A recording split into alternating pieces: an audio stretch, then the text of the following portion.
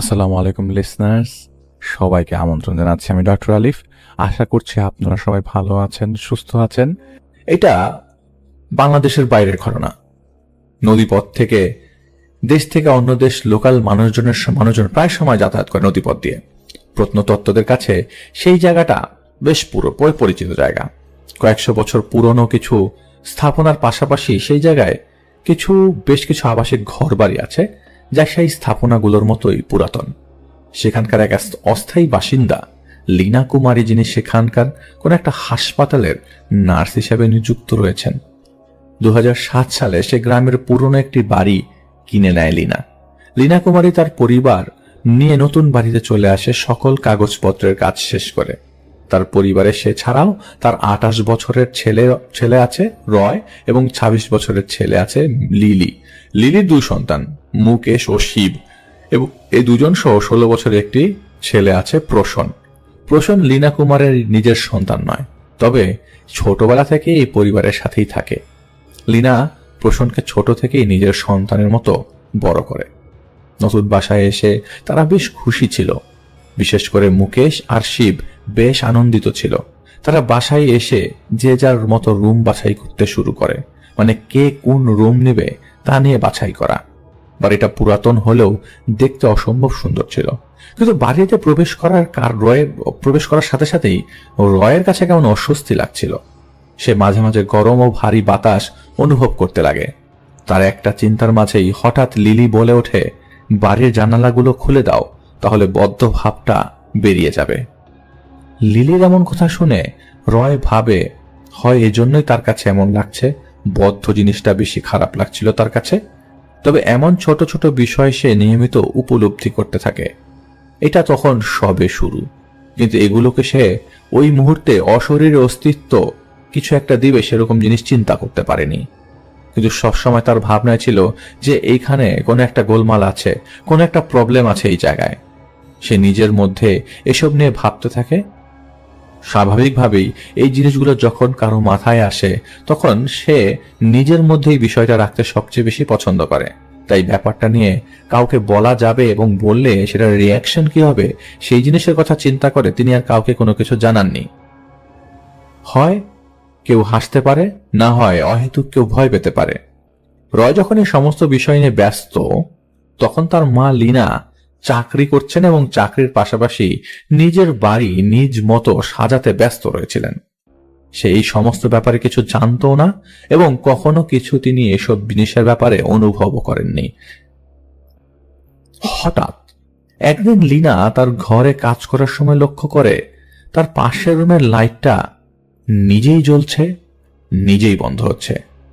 লীনা ভাবে হয়তো বাড়িতে থাকা বাচ্চারা দুষ্টুমি করছে।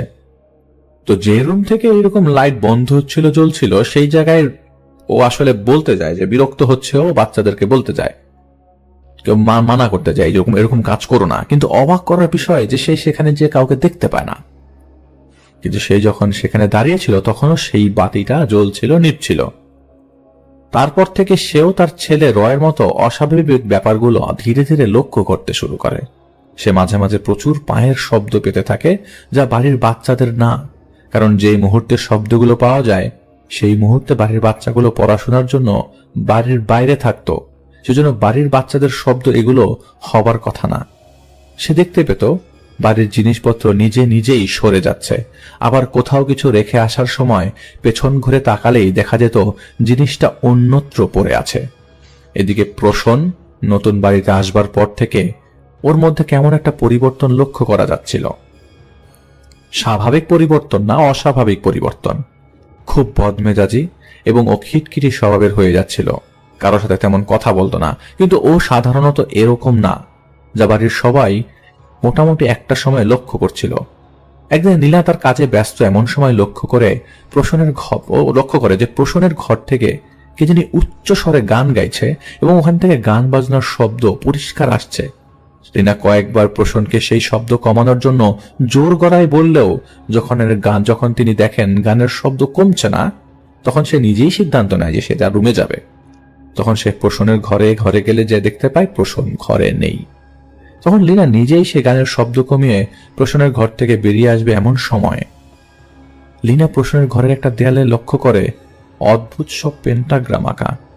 তখন লীনা প্রসন্নের ঘরের একটা বই দেখে চমকে ওঠে, যে বইটা ছিল তন্ত্রবিদ্যার, আর বইয়ের সাথে অনেক মোমবাতিও ছিল। তার ঘরে এমন জিনিসপত্রগুলো দেখে লীনা কুমারী প্রসন্নকে অনেক বকাঝকা করে, বলে এই বাড়িতে এসব করা যাবে না, এগুলো কি করছো তুমি। এবং সে এসব পছন্দ করে না, সেটা সে বোঝাতে চাইছে।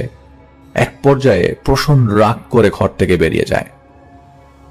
অন্যদিকে প্রতিনিয়ত বাড়িতে কোনো না কোনো ঘটনা ততক্ষণে ঘটে যাচ্ছে। রয় ও তার মা বুঝতে পারছে না বাড়ির ভেতর কি আছে আর এই সমস্যাগুলো কে করছে, কারণ তখন তারা দুজন এর কারণ খুঁজতে শুরু করে, কিন্তু একে অপরের সাথে কিছুই শেয়ার করে না। শুধু বাড়ি আর প্রসূনই নয়, কয়েকদিনের মাঝে লীনাও পড়ে যায় এক বড় সমস্যায়। কাজ করার সময় সে পিঠে আঘাত পায় এবং এই আঘাত পাওয়ার পরে তাকে হাসপাতালে ভর্তি করে একটা সার্জারি করাতে হয়। সার্জারি করার কয়েকদিন পর লীনাকে বাড়িতে আনা হয়। প্রায় সময় সে তার রুমেই কাটাতো বিশ্রাম করার জন্য। এমনই একদিন বিশ্রাম করার সময় লীনার ব্যথা ও যন্ত্রণা ছাড়াও অজানা এক কারণে তার ঘুম ভেঙে যেতে থাকে বারবার। যতবারই চোখ লেগে যায় কিছুক্ষণের মধ্যেই ঘুমটি ভেঙে যায়। অবশেষে সে বিরক্তিকতার সাথে চোখ খুলে দেখে তার সামনে একটা মেয়ে দাঁড়িয়ে আছে, যার গায়ে ছিল 1800 শতাব্দীর জামা কাপড়। সে ভয়ে চোখ বন্ধ করে ফেলে আর ভাবে চোখ বন্ধ করলে হয়তো মেয়েটা চলে যাবে। তার কিছুক্ষণ পর সে চোখ পুনরায় খুললে মেয়েটাকে সে দেখতে পায় না। সে একটু স্বস্তির নিঃশ্বাস নেয়, কিন্তু তার এই স্বস্তি বেশিক্ষণ দীর্ঘায়িত হয় না। সে অনুভব করে সে মেয়েটা এবার তার মাথার কাছে দাঁড়িয়ে আছে। লীনা বুঝতে পারে এতদিন যাবৎ তাদের বাড়িতে যা ঘটছে তার সবকিছুর মূলে রয়েছে এই মেয়েটা। এসব ভাবনার মধ্যে লীনা মেয়েটির দিকে তাকাবে বলে কিছু করার সাহস পাচ্ছিল না, তাকানোর সাহস পাচ্ছিল না। একটা সময় লীনা জ্ঞান হারিয়ে ফেলে। যখন তার জ্ঞান ফেরে তখন লীনা কিছুক্ষণ আগে ঘটে যাওয়া বিষয় নিয়ে ভাবতে থাকে এবং আশেপাশে চারিপাশে ভালো মতো লক্ষ্য করে দেখে না, এবার সে মেয়েটিকে আর দেখা যাচ্ছে না। লীনা যেন স্বস্তি ফিরে পেল এই ভেবে যে অবশেষে সব সমস্যার কারণ জানতে পারা গেল। হয়তো এই মেয়েটি সব সমস্যার মূল। লীনা আবারও ঘুমিয়ে পড়ে, কিন্তু লীনা এটা জানতো না যে ওই মেয়েরূপী অবয়বটা তারও তার পরিবারের জন্য কতটা ক্ষতিকারক হয়ে দাঁড়াবে সামনে। 2 মাসের মধ্যে লীনা সুস্থ হয়ে ওঠে, কিন্তু এর মাঝে প্রসন্ন চেষ্টা করতে থাকে অশরীরীদের মাঝে জড়িয়ে পড়ার। প্রসন্ন তার বান্ধবী নিয়মিত চেষ্টা করতে থাকে যাতে তারা অশরীরীদের ডেকে নিজেদের কাজ করতে পারে। একদিন তাদের এই কর্মকাণ্ড রয় দেখে ফেলে। রয় তাদের এমন কাজ দেখে বেশ অবাক হয় এবং তাদেরকে শাসিয়ে দেয় যাতে তারা বাড়িতে এই সমস্ত কাজ আর না করে, আর এসব কাজ যেন তারা ছেড়ে দেয়, কারণ এমন কাজ কারোর জন্য এটা ভালো নয়। রয় বুঝতে পারে তার এমন কথাবার্তায় প্রশ্নের মধ্যে আসলে কোনো পরিবর্তন আসবে না, তাই রয় তাদের নিয়মিত নজর রাখতে শুরু করে যাতে তারা এই সমস্ত কাজ আর করতে না পারে। যেহেতু তারা বাড়িতে কিছু করতে পারছে না, তাই তারা দুজনে আত্মাবশীকরণের রিচুয়াল করার একটা ফাঁকা জায়গা খুঁজে বের করে। জায়গাটা হলো একটি পরিত্যক্ত ভাঙা বাড়ি। সেখানে কিছুদিন রিচুয়াল করার পরে এক রাতে তারা সফল হয়। তারা কোনো একটা এন্টিটিকে হাজির করতে সক্ষম হয়। এন্টিটিকে দেখে তারা দুজন খুব ভয় পেয়ে যায়। তারা ভাবে হয়তো কোনো একটা অশুভ শক্তিকে মুক্ত করে দিয়েছে তারা বেশ ভয় পেয়ে যায় এবং এই ভয় পাওয়ার কারণেই তারা রীতিমতো তাড়াতাড়ি সেখান থেকে বাইরে বেরিয়ে তাদের গাড়ির কাছে যায়। গাড়ি নিয়ে মাইল খানিক দূরে বাড়ির দিকে ছোটে খুবই দ্রুত গতিতে। তারা বাড়ি পৌঁছে গাড়ি থেকে নেমে দেখে সেই এন্টিটি তাদের বাড়ির সামনে দাঁড়িয়ে আছে। তারা এখন কি করবে বুঝতে পারছে না। রয়কে ডেকে আনে ও সব কথা খুলে বলে যে তারা কিছু খারাপ মন্ত্রের মাধ্যমে হয়তো কোনো অশুভ আত্মাকে মুক্ত করে দিয়েছে। রয় সব শুনে জানালা থেকে উকি দিয়ে দেখে সত্যি বাড়ির বাইরে কেউ একজন দাঁড়িয়ে আছে এবং বাড়ির দিকে এক অপলক দৃষ্টিতে তাকিয়ে আছে। রয় যখন সেই দাঁড়িয়ে থাকা ব্যক্তির সাথে কথা বলার জন্য বাড়ির বাইরে যায়। আসলে সে জানতে চায় যে এই লোকটা কে আর সে কি বা চায় আর এখানে কেনই বা দাঁড়িয়ে আছে। কিন্তু রয় বাইরে গিয়ে দেখে সেই জায়গায় কেউ নাই, সম্পূর্ণ খালি, কোথাও কেউ নাই। তাই সে আবারও বাড়ির ভেতরে আসে। জানালার ফাঁক দিয়ে সে দেখতে পায় সেই অবয়বটি ঠিক আগের জায়গাতেই দাঁড়িয়ে আছে। এবার রয় একটু ভয় পেয়ে যায়। সে আর বাড়ির ভেতর থেকে বের হয় না। এরপর রয়ের মনে হয় যে প্রসন্ন তন্ত্রবিদ্যার চর্চা করে এবং অশরীরের সাথে যোগাযোগের জন্য তার কোনো বিশেষ কিছু আছে। তখন উপায় না পেয়ে রয় সেই মুহূর্তের সকল ঘটনা তার মা লীনাকে খুলে বলেন। লীনা প্রসন্ন তার বান্ধবীকে এসবের ক্ষতির দিকগুলো বুঝিয়ে বেশ বকাঝকাই করে আর সাবধান করে দেয় যে আমার বাসার ত্রিসীমানা তো আমি এসব চাই না। তারপর থেকে প্রসন্ন এসব কাজ ছেড়ে দিলেও বেশি দিন রয় নিজেকে এসব থেকে দূরে রাখতে পারে না। এদিকে রয় প্রসন্নের উপর প্রতিনিয়ত নজর রাখতে থাকে। রয় লক্ষ্য করে যে এন্টিটির মুখোমুখি হওয়া আর বারবার নিষেধের পরেও প্রসন্নের এই আসক্তি কিছুতেই কাটছে না। কিছুদিন পর প্রসন্ন আবারও সেই একই কাজে জড়িয়ে পড়ে। সে দেখে বাড়ির বেসমেন্টে গিয়ে প্রসন্ন আবারও তন্ত্রবিদ্যার জিনিসপত্র নিয়ে কিছু একটা করছে। তখন রয় সেই জিনিসপত্র ছিনিয়ে নেয় এবং বহুদূর এক জঙ্গলে যেয়ে গিয়ে ফেলে আসে। কয়েকদিন পর রয় দেখে সেই জিনিসপত্রগুলো আবারও বাড়িতে দেখতে পায়। রয় খুব রাগান্বিত হয়ে যায়, কারণ জিনিসগুলো সে আবার বাড়িতে দেখবে এটা সে চিন্তা করেনি। এবং প্রথমে সে আসলে প্রসন্নকে প্রহার করে, বেশ মারধর করে আর জানতে চায় যে সে কেন আবার ওগুলো ঘরে নিয়ে এসছে। কিন্তু প্রসন্ন এবার বলে সে এগুলো বাড়িতে আনেনি।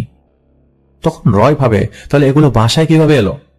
তখন লীনা সেগুলোকে আগুনে পোড়াবে বলে সিদ্ধান্ত নেয়, কিন্তু কিছুতেই তাতে আগুন লাগছিল না। অনেকক্ষণ যাবৎ চেষ্টা করছিল লীনা এগুলোতে আগুন দেবার, কিন্তু আগুন ধরছিল না। তাই লীনা সবগুলো জিনিস কোনো না কোনোভাবে নষ্ট করে ফেলে দিয়ে আসে দূরে। এদিকে সবাই লক্ষ্য করছিল প্রসন্ন দিনে দিনে খুবই দুর্বল হয়ে পড়ছে। লীনা ভয় পেতে থাকে যে তার কোনো বড় ক্ষতি না আবার হয়ে যায়, কারণ প্রসন্ন অতিপ্রাকৃত কোনো বিষয়ে জড়িয়ে পড়েছে। একদিন প্রসন্ন কাঁদতে কাঁদতে লীনাকে বলে, আমাকে বাঁচাও, আমরা খুব খারাপ কাজ করে ফেলেছি। সে বলে সে আর তার বান্ধবী খুব শক্তিশালী আর একটা খারাপ মন্ত্রের চর্চা করত, যে মন্ত্রের মাধ্যমে সকল পীড়া ব্যাধি, দৈব দুর্বিপাক ও মৃত্যুকে ডাকা হয়েছে। বলা হয়েছে এই দাবি রক্তের, তোমরা নেমে আসো, রক্তের বদলে রক্ত দেব। বারবার এই মন্ত্র পড়া হয়েছে আর রক্ত উৎসর্গ করার জন্য একটা কালো বিড়ালকে বলি দেওয়া হয়েছে। এসব শুনে লীনার ধৈর্যের বাঁধ ভেঙে যায়। কিন্তু কি বা করতে পারে, যাকে ছোটবেলা থেকে লালন পালন করে বড় করেছে তাকে তো ফেলতেও পারে না। তার প্রতি তো একটা মায়া জন্মে গেছে। সে বুঝতে পারে প্রসন্ন খুবই বিপদে আছে, তাই সে তাকে সাহায্য করতে চায়। কয়েকদিন পর লীনা কুমারী প্রসন্নকে সংশোধনগারে পাঠিয়ে দেয়, যাতে সে নিজেকে শুধরে ফিরে আসে। প্রসন্ন চলে যাবার পর লীনা কুমারীর নাতি শিব এবং মুকেশকে আর একই ঘরে বেড শেয়ার করে থাকতে হলো না। শিব প্রসন্নের ঘরে চলে গেল।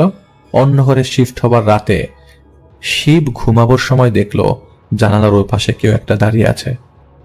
শিব মনে মনে ভয় নিয়ে বলে, কে তুমি জানালার ওই পাশে?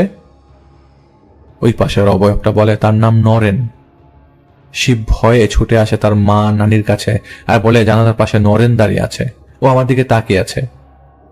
স্বাভাবিকভাবেই হঠাৎ করে এই শব্দ শুনলে যে কেউ চিন্তা পড়ে যাবে। তার মা তার নানি চিন্তায় পড়ে যায়, নরেনকে দ্বিতীয় তলার উপরের জানালায় কিভাবে কেউ থাকতে পারে।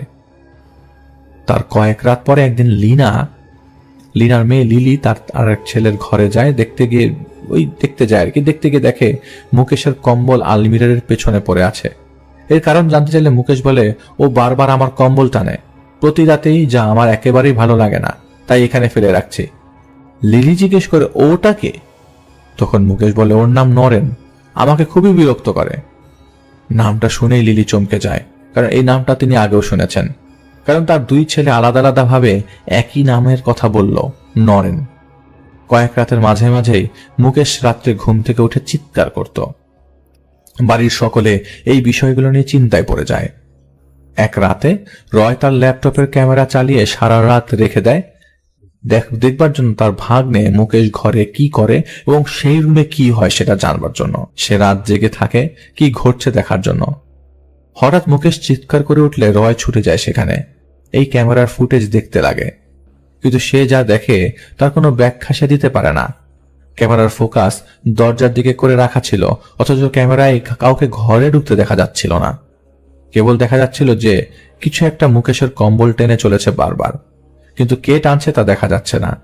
যখন তারা কেউ এর কুল কিনারা পাচ্ছিল না, তখন লিনা ঠিক করে এসবের কারণ খুঁজে বের করবেই।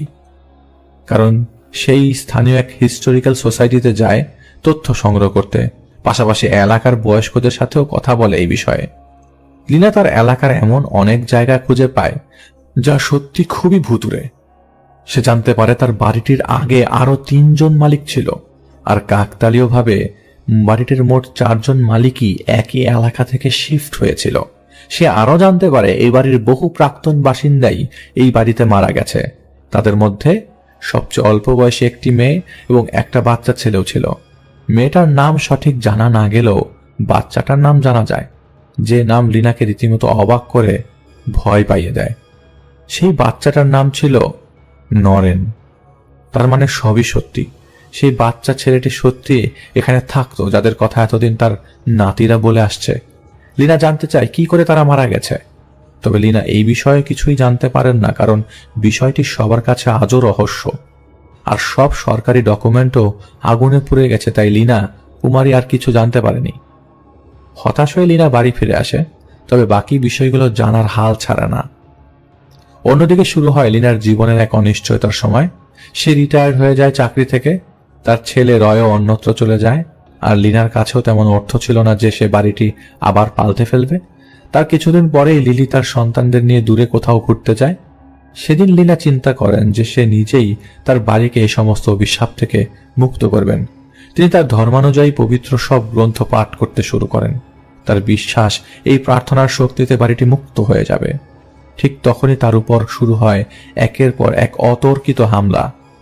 তার মনে হলো যেন গর্জন করে উঠল কেউ এই বাড়িতে তার দিকে তেড়ে আসছে, এসে তাকে আছড়ে দিল, তাকে ধাক্কা মেরে মাটিতে ফেলে দিল। সাথে সাথে লিনা বাড়ি থেকে বেরিয়ে স্থানীয় এক মন্দিরে চলে যায় এবং সেখানে থাকা ধর্ম পুরোহিতের সাহায্য চান। পরদিন সেই পুরোহিতগণ লিনার বাসায় আসেন ও লিনার কাছে সব শুনে নেন। সবকিছু শুনে সেই পুরোহিত এক তান্ত্রিকের ঠিকানা দেন এবং বলেন এই সমস্যার সমাধান সেই তান্ত্রিকই করতে পারে। লিনা সেই তান্ত্রিকের সাথে যোগাযোগ করে এবং সেই তান্ত্রিককে তার বাড়িতে নিয়ে আসে। সেই তান্ত্রিক লিনার বাড়িতে এসে কিছু রিচুয়াল করতে শুরু করেন বাড়িটি পবিত্র করবার জন্য। তিনি যখন বাড়ি পবিত্র করা শুরু করলেন, লিনা ঠিক তখনই ভীষণ অসুস্থ হয়ে পড়ে। তান্ত্রিক ভাবে পবিত্রকরণ শুরু হয়, অশুভ আত্মারা তাকে আক্রমণ করা শুরু করেছে। তাই তিনি লিনাকে তার সাথে পবিত্র বাক্যগুলো পাঠ করতে বলেন। প্রার্থনা শেষে হঠাৎ এমন একটা বাতাস দিল যে তাদের মনে হচ্ছিল বহুদিন পরে বাড়িতে মুক্ত বাতাস প্রবেশ করছে। লিনার কাছে এই প্রথম বাড়িটি শুভ মনে হচ্ছিল। লিনা খুশি হয়ে যায়। খুশি হয়ে তার বন্ধু বান্ধব ও সন্তানদের বাড়িতে ডেকে নিয়ে পার্টির উদ্দেশ্যে পার্টি দেয়। বাড়িতে সকলের সাথে লিনার এক নাস্তিক বন্ধু এসেছিল। সে কিছুতে এসব অপ্রাকৃতিক ঘটনা বিশ্বাস করতে চাইছিল না। তাচ্ছিল্য করতে থাকে তাদের সকলকে, আর বলে অশরীরী বলতে এই পৃথিবীতে কিছুই নেই, আর নিজের ক্যামেরা নিয়ে বাড়িটির ছবি তুলতে থাকে। হঠাৎ করে সে লক্ষ্য করে একটা জানালার ছবিতে একটা মুখ দেখা যাচ্ছে। মনে হচ্ছে জানালার কাচের সাথে তার মুখের ত্বক লেপ্টে আছে। সে সাথে সাথে জানালায় ভালো মতো তাকায়, কিন্তু সে কাউকে দেখতে পাচ্ছিল না। সে আবারও ছবি তোলে আর ঠিক একই ব্যাপার লক্ষ্য করে যে জানালার পেছনে কেউ দাঁড়িয়ে আছে। তার মনে একটা খেয়াল আসে হঠাৎ যে জানালা তো 2 তলার উপরে, এখানে তো মানুষ দাঁড়ানো অসম্ভব। সে দ্রুত এসে লিনাকে সেই ছবিটি দেখায়, আর ছবিটি দেখে লিনা বুঝে যায় এই শয়তানি আত্মাটা আবারও ফিরে এসছে। সে ভয় আর চিন্তায় পড়ে যায়। লিনা আবার সেই তান্ত্রিকের সাথে যোগাযোগ করলে সেই তান্ত্রিক এবার লিনাকে হায়দ্রাবাদের একজন তান্ত্রিকের কথা বলে। তান্ত্রিক লিনাকে বলে সেই তান্ত্রিক এই বিষয়ে অনেক প্রসিদ্ধ এবং এর আগেও সেই লিনা দ্রুত সেই তান্ত্রিকের সাথে যোগাযোগ করে, কারণ লিনার হাতে কোনো অপশন ছিল না। সেই অবয়বটার আবার ফিরে আসাটা লিনাকে বেশ বিব্রতকর অবস্থায় ফেলে দিয়েছে। সপ্তাহখানেক পর সেই তান্ত্রিক এবং তার 2 জন সাথে নিয়ে সে লিনাদের বাড়িতে আসে। তারা সম্পূর্ণ বাড়িটি ঘুরে দেখছিল। ঠিক এমনই সময় হঠাৎ তারা সকলেই দেখে নিচের বেসমেন্টের একটা দরজা নিজে নিজেই খুলে যাচ্ছিল, কিন্তু এমন নড়াচড়ার কোনো কারণ নেই। সব জানালা বন্ধ, বাতাস আসবার কোনো সম্ভাবনাই নেই। তাহলে গেট খোলার কারণ নিশ্চয়ই কোনো অপ্রাকৃতিক বিষয়। আর এদিকে তান্ত্রিকের কাছেও বাড়িটির মুহূর্তের মধ্যেই ভার লাগা শুরু হয়। মনে হচ্ছিল তাকে লুকিয়ে কেউ দেখছে। তাই সবাই সিদ্ধান্ত নেয় যে নিচের বেসমেন্ট থেকেই তদন্ত শুরু করা যাক। বেসমেন্টে প্রবেশের পরেই তান্ত্রিক খারাপ কিছুর উপস্থিতি টের পেতে থাকে।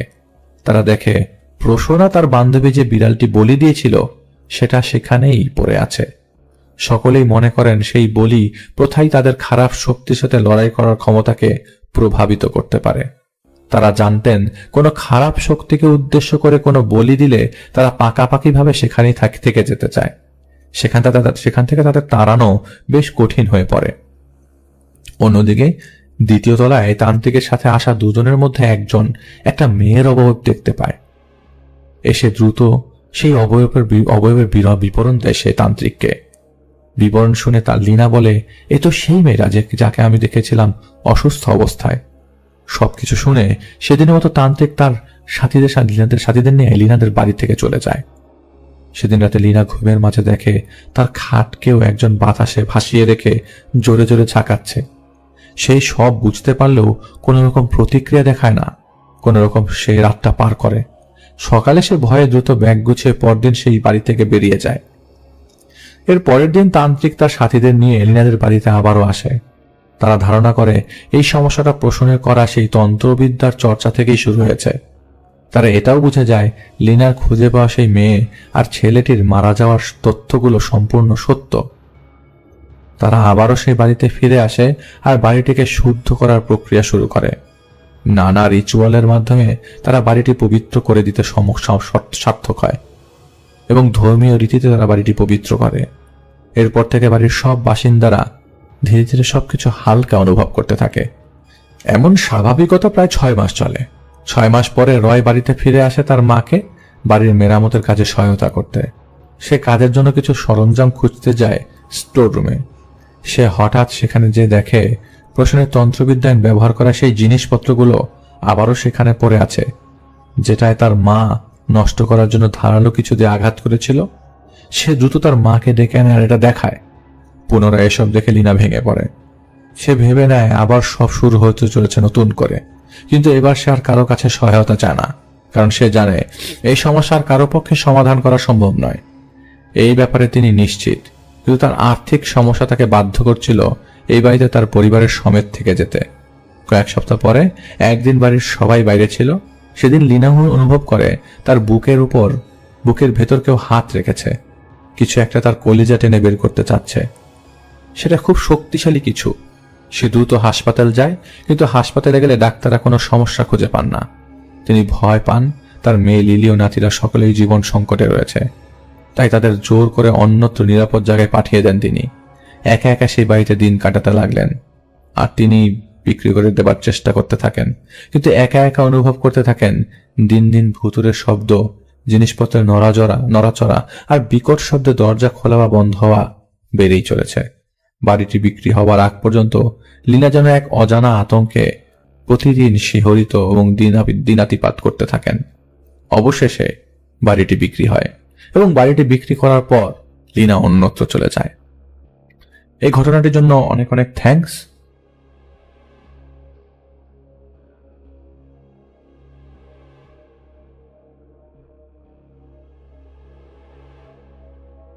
এখন যে ঘটনাটি আপনাদের সাথে শেয়ার করব, ওনার নাম বকুল।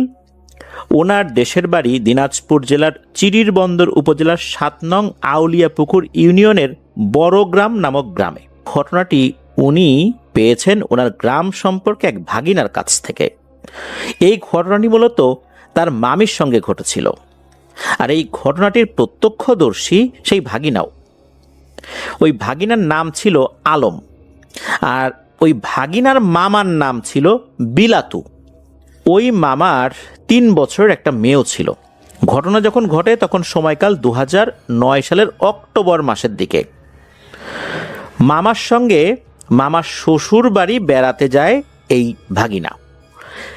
মামা এবং ভাগিনা দুজন বেড়াতে যাবার আগে কিন্তু মামি তার বাচ্চাকে নিয়ে কয়েকদিন আগেই তার বাবার বাড়িতে বেড়াতে গিয়েছিলেন আর কি। কথা ছিল যে উনি আগে যাবেন, এর কয়েকদিন পর মামা গিয়ে মামি আর তার সন্তানকে নিয়ে আসবেন। এই যে মামা, এই মামার শ্বশুর বাড়ি ছিল কুড়িগ্রাম জেলার উলিপুর উপজেলার ধামশ্রেণী ইউনিয়নে। আর যেই গ্রামে, ওই গ্রামটা ব্রহ্মপুত্র নদীর পাড়ে। আর ওনার যে শ্বশুর বাড়ি, এই শ্বশুর বাড়ি থেকে এই যে ব্রহ্মপুত্র নদ, এইটার তীরে যেতে 15 থেকে 20 মিনিট সময় লাগতো। ভাগিনা চিন্তা করলো যে মামার শ্বশুরবাড়িতে যাব, সাইকেলটা নিয়েই যাই। দিনাজপুরের যে পার্বতীপুর রেল স্টেশন আছে, এটা ওইখানে সাইকেলটা নিয়ে যাব, সাইকেলটা ট্রেনে উঠাবো। ট্রেনে উঠানোর পর এরপর তো আমাদের যে গন্তব্য, সেখানে সাইকেলটা নামিয়ে আবার সাইকেল চালিয়ে মামার শ্বশুরবাড়ি চলে যাব, এরকম চিন্তা করেছে। মামাও দেখলো যে ভাগিনা তো সাইকেল চালানোর দারুণ নেশা, ও সাইকেল নিয়েই যাক, ওর সাথে আমিও ঘুরবো। ওই চিন্তা থেকে দুইজনই সাইকেল নিয়ে বের হয়েছেন। মামা পিছনে চলেছেন, ভাগিনা সাইকেল চালাচ্ছেন। পার্বতীপুর রেল স্টেশনে এসে ট্রেনে উঠেছে তারা সাইকেল নিয়ে।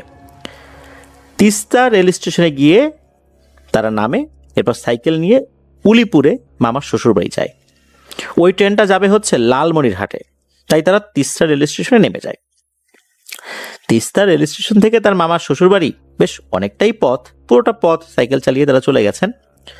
5-6 দিন এই আলম ভাগিনা অনেক ঘোরাঘুরি করেছে। এরপর তো ফেরার পালা। ফেরার সময় তো মামি আছে, মামার 3 বছরের বাচ্চা আছে। এখন তো আর সাইকেলে নিয়ে আসা যাবে না তাদেরকে। মামা কি করেছেন, একটা রিক্সা ভাড়া করে একদম তিস্তা রেল স্টেশন পর্যন্ত চলে আসবেন আর কি। তো ওনারা তিস্তা রেল স্টেশন পর্যন্ত চলেও আসছেন, আর ভাগিনা সাইকেল চালিয়ে পেছন পেছন চলে আসছে।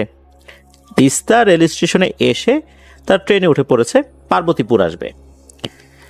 তিস্তা রেল স্টেশনের পরের স্টেশনের নাম হচ্ছে কাউনিয়া, তার পরের স্টেশনের নাম হচ্ছে মিরবাগ, তারপরে রংপুর স্টেশন। তারা ট্রেনে উঠে কোনো সিট পায় না, দাঁড়িয়ে আসে। এই মিরবাগ স্টেশনে আসার পর তাদের ট্রেন অপর দিক থেকে আসা অন্য একটি ট্রেনের সঙ্গে ক্রসিংয়ে পড়ে। যারা রেলগাড়িতে চলাচল করেন তারা এই বিষয়টা অবগত আছেন যে অনেক সময় ট্রেন ক্রসিংয়ে পড়ে বলতে অপর দিক থেকে একটা ট্রেন আসছে, ওই ট্রেনটা ওই স্টেশনে না আসা পর্যন্ত লাইন ক্লিয়ার হয় না। এই জন্য অনেক সময় দেখা যায় যে ট্রেন ক্রসিংয়ে পড়ে, বিপরীত দিক থেকে আসা ট্রেনটা ওই স্টেশনে আসার পর তখন দাঁড়িয়ে থাকা ট্রেনটা ছেড়ে যায়। অনেক সময় এই ক্রসিংয়ের সময়টা অনেক দীর্ঘও হতে পারে। ওই রকম একটা ক্রসিংয়ে পড়ে যায় তারা। বলা হয়েছিল 10 থেকে 15 মিনিট সময় লাগবে। এখন 10 থেকে 15 মিনিট ট্রেনের মধ্যে এরকম গাদাগাদি করে কি দাঁড়িয়ে থাকা যায়? তখন মামা চিন্তা করলেন যে মামিকে নিয়ে আর বাচ্চাকে নিয়ে উনি নিচে নামবেন। তো নিচে নামেন, সাইকেলটা কিন্তু ট্রেনেই আছে। ওই মিরবাগ স্টেশনের পাশে একটা মসজিদ রয়েছে, ওই মসজিদের সামনে একটা বড় তাল গাছ রয়েছে। স্টেশনের যে রেল লাইন, এই রেল লাইনের পাশেও ছোট ছোট বেশ কয়েকটা তাল গাছ আছে। 10-15 মিনিট তো দূরের কথা, আধা ঘন্টার উপরে হয়ে যায়, অপর পাশ থেকে ট্রেন আসে না। অনেকক্ষণ পরে ট্রেন আসে। ট্রেন যখন এসেছে, অন্যান্য যাত্রীরাও যারা নিচে হাঁটাহাঁটি করছিল, টুকটাক নাস্তা পানি করছিল, তারাও ট্রেনে উঠে পড়ে। মামা, তারপরে যে আলম ভাগিনা, মামি তার বাচ্চাকে নিয়েও ট্রেনে উঠে পড়ে। এরপর তো ট্রেন ছেড়ে দেয়। ট্রেনটা যখন ছেড়ে দেয় তখন দেখা যায় যে মামির হাত পা কাঁপাকাঁপি করছে। পাশের সিটে বসে থাকা একটা মেয়ে এই জিনিসটা খেয়াল করেছে। এরপর ওই মেয়েটা বলছে যে, আপা আপনি তো বাচ্চা কোলে নিয়ে দাঁড়িয়ে আছেন, আর হাত পা তো কাঁপাকাঁপি করছে, আমি উঠে দাঁড়াই, আপনি এখানে বসেন। এই বলে ওই মেয়েটা তো সিট ছেড়ে দিয়ে মামিকে ওখানে বসান। বসানোর পর দেখা যায় যে মামির শরীর আরো বেশি কাঁপাকাঁপি করছে। হঠাৎ করে এরকম কেন হলো? তার শরীর কাঁপতে কাঁপতে কিন্তু এই ট্রেনটা রংপুর স্টেশনে এসে দাঁড়ায়, আর তখনই মামি সেন্সলেস হয়ে যান। পাশে থাকা কয়েকজন লোকজন বলে, ভাই উনি তো খুবই অসুস্থ, ওনাকে দ্রুত এখানে নামান আর ডাক্তারের কাছে নিয়ে চলেন, যে কোনো সময় একটা দুর্ঘটনা হতে পারে। তখন মামা, আলম ভাগিনা দুজন মিলে মামি আর বাচ্চাকে ট্রেন থেকে নামান। ওই আলম ভাগিনাও সাইকেল নামিয়ে ফেলেছেন। এরপর মামিকে নিয়ে তারা কাছাকাছি কোনো একটা ক্লিনিক বা ডক্টর বসে এমন একটা জায়গায় নিয়ে যাবেন আর কি। প্রতিমধ্যে একটা ডাক্তারের চেম্বার রয়েছে, সেখানে নিয়ে যান। নিয়ে যাওয়ার পর ডাক্তারকে মামা বলেন যে, ডাক্তার সাহেব আমরা তো যাব চিরির বন্দর, দিনাজপুরের।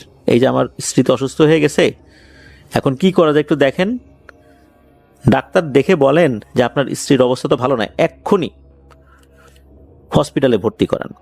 মামা বলেন যে এক্ষুনি কিভাবে হসপিটালে ভর্তি করব, আমরা তো বেড়াতে আসছিলাম, সাথে থাকা কাপড় চোপড়ও তো খুবই কম, আর আমার ছোট একটা বাচ্চা আছে, অন্য কোনো আত্মীয় স্বজন নাই, একটা মহিলা মানুষ থাকলেও তো হসপিটালে ভর্তি করানো যেত, সাথে থাকতো, আমার ভাগিনা সাথে আছে, ও তো তেমন কিছু বোঝে না, আমরা দিনাজপুরে গিয়ে হসপিটালে ভর্তি করাই, আপনি কোনো একটা ব্যবস্থা করেন। ডাক্তার তো রেগে যায়, বলে যে রুগীর যে অবস্থা, আমি এখন আপনাকে যে পরামর্শ দিব যে দিনাজপুরে নিয়ে যান, প্রতিমধ্যে যদি কিছু হয়ে যায় দোষ তো দিবেন ডাক্তারকে, যে ডাক্তারের পরামর্শ শুনে রুগী মারা গেছে, তখন তো আপনারা আমাকে ধরতে আসবেন, এটা তো হতে পারে না, আমি তো এই বুদ্ধি দিতে পারবো না।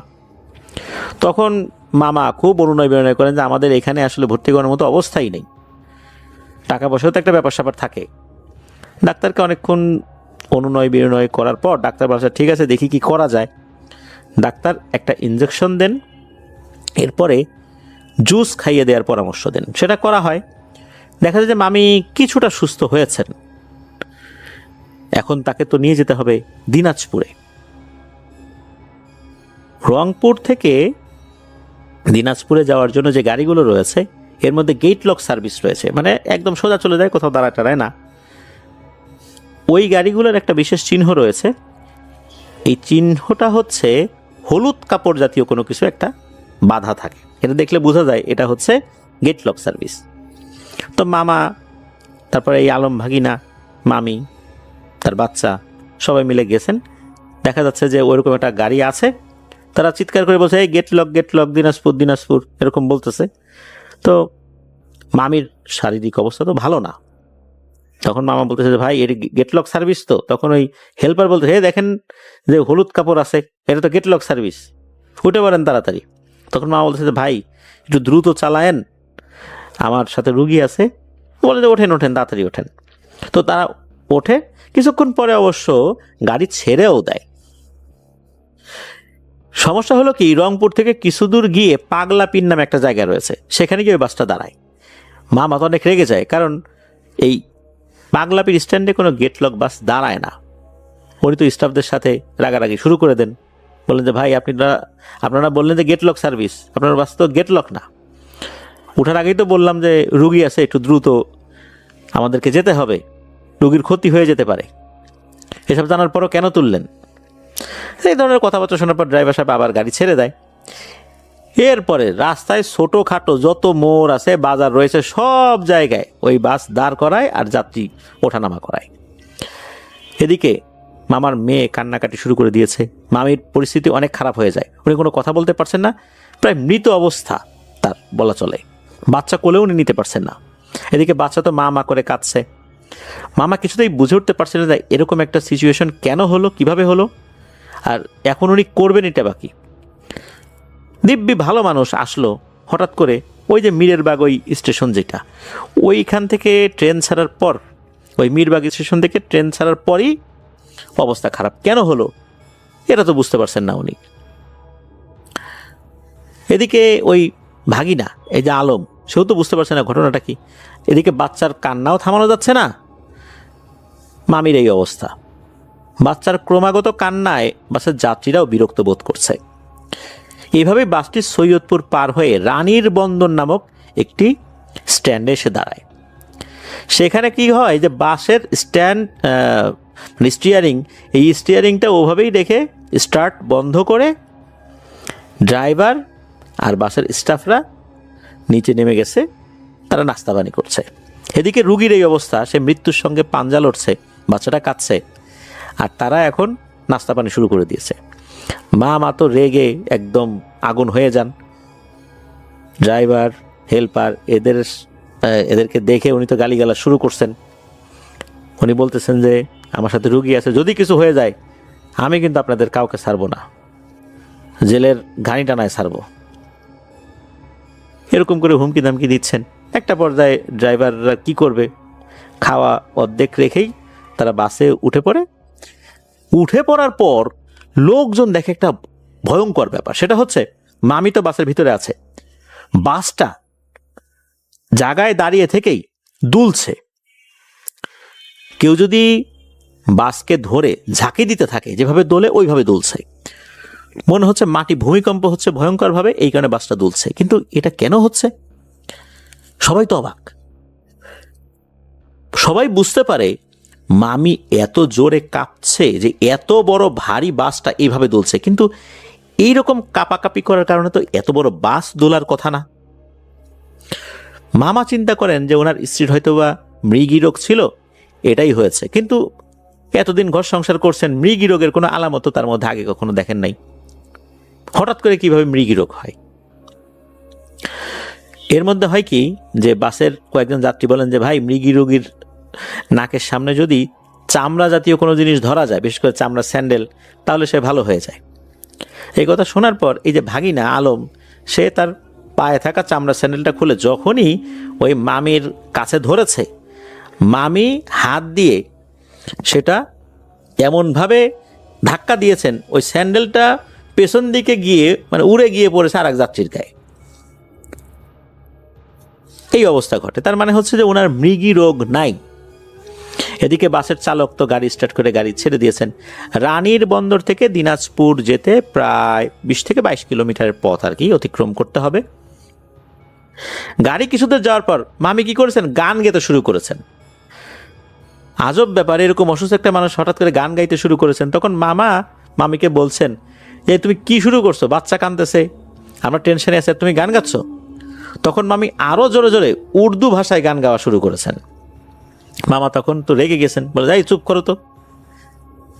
তখন কি হয়েছে? মামি উঠে মামাকে মারতে গিয়েছেন। মামাও তো তাকে থামিয়ে দিয়েছেন।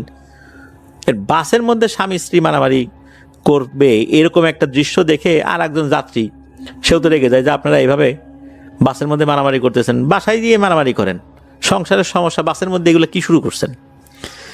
এখন এই যে যাত্রীটা যে কথা বলছে, উনি কিন্তু আবার রানীর বন্দর থেকে উঠেছিল, তাই শুরু থেকে যেই সমস্যাগুলো চলছিল উনি তো এসব বিষয় জানেন না। ওই যাত্রীর সঙ্গে তো মামার অনেক কাটাকাটি হয়, মানে কথা কাটাকাটি হয় আর কি। বাসের অন্য যাত্রীরাও ওই লোকটাকে বলে যে ভাই, আপনি তো ব্যাপারটা আসলে বোঝেন নাই, আগে থেকেই কিছু সমস্যা চলছে, ওই ভাই অনেক সমস্যার মধ্যে আছে, চুপ থাকেন। তো যাই হোক, এরকম তো বাসের মধ্যে ঝামেলা চলছেই। মামা মামিকে অনেক শক্ত করে চেপে ধরে রেখেছেন যাতে করে মামি কোনো ঝামেলা করতে না পারে। আর মামি বলছে যে আমি এইভাবে যাব না। মামা বলছে যে তুমি কোথায় যাবে? মামি বলে যে তা দিয়ে তোমার কাজ কি?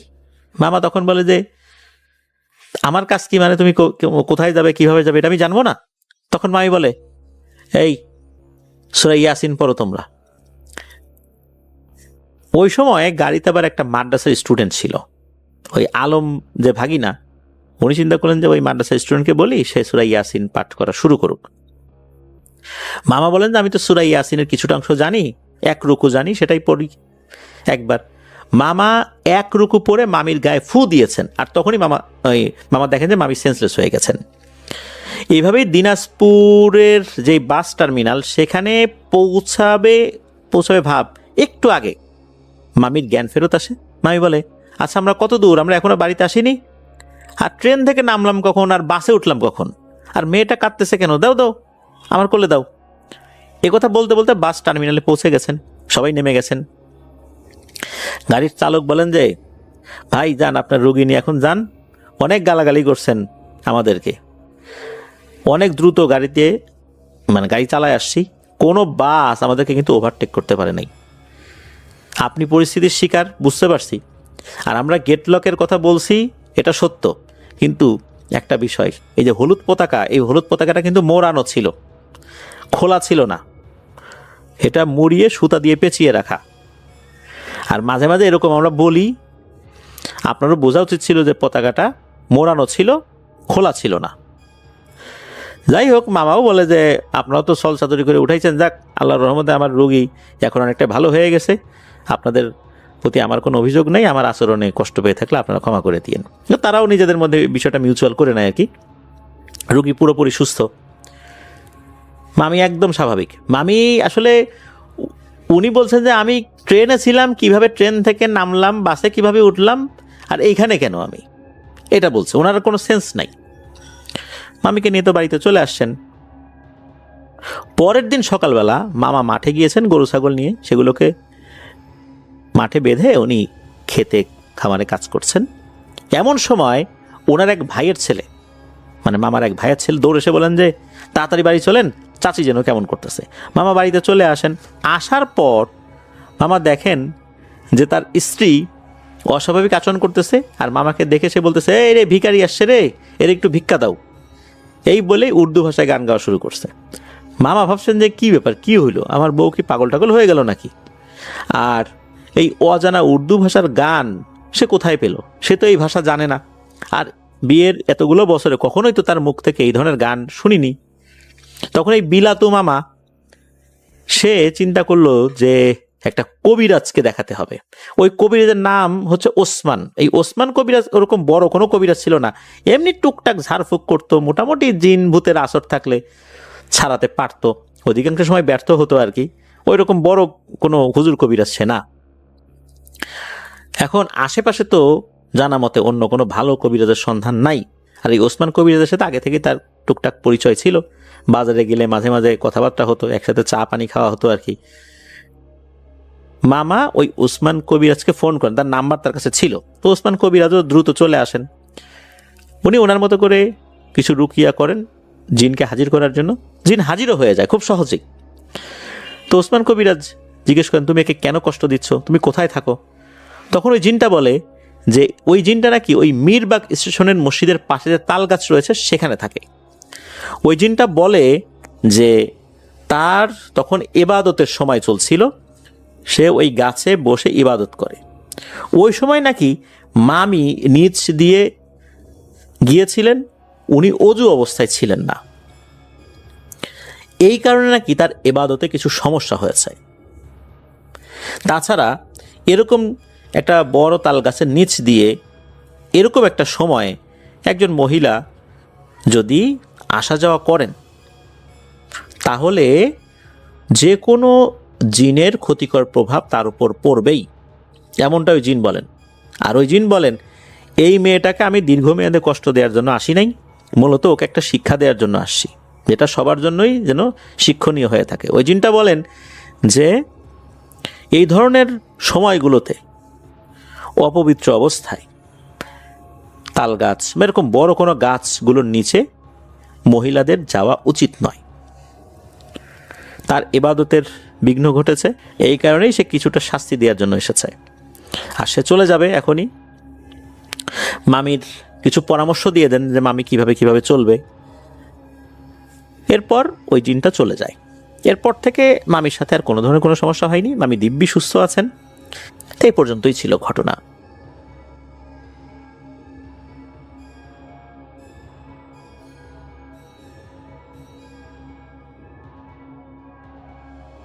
হ্যালো লিসেনার্স, হ্যালো রাসেল ভাই, আসসালামু আলাইকুম। আশা করি সবাই ভালো আছেন, ভালোর দলেই আছেন।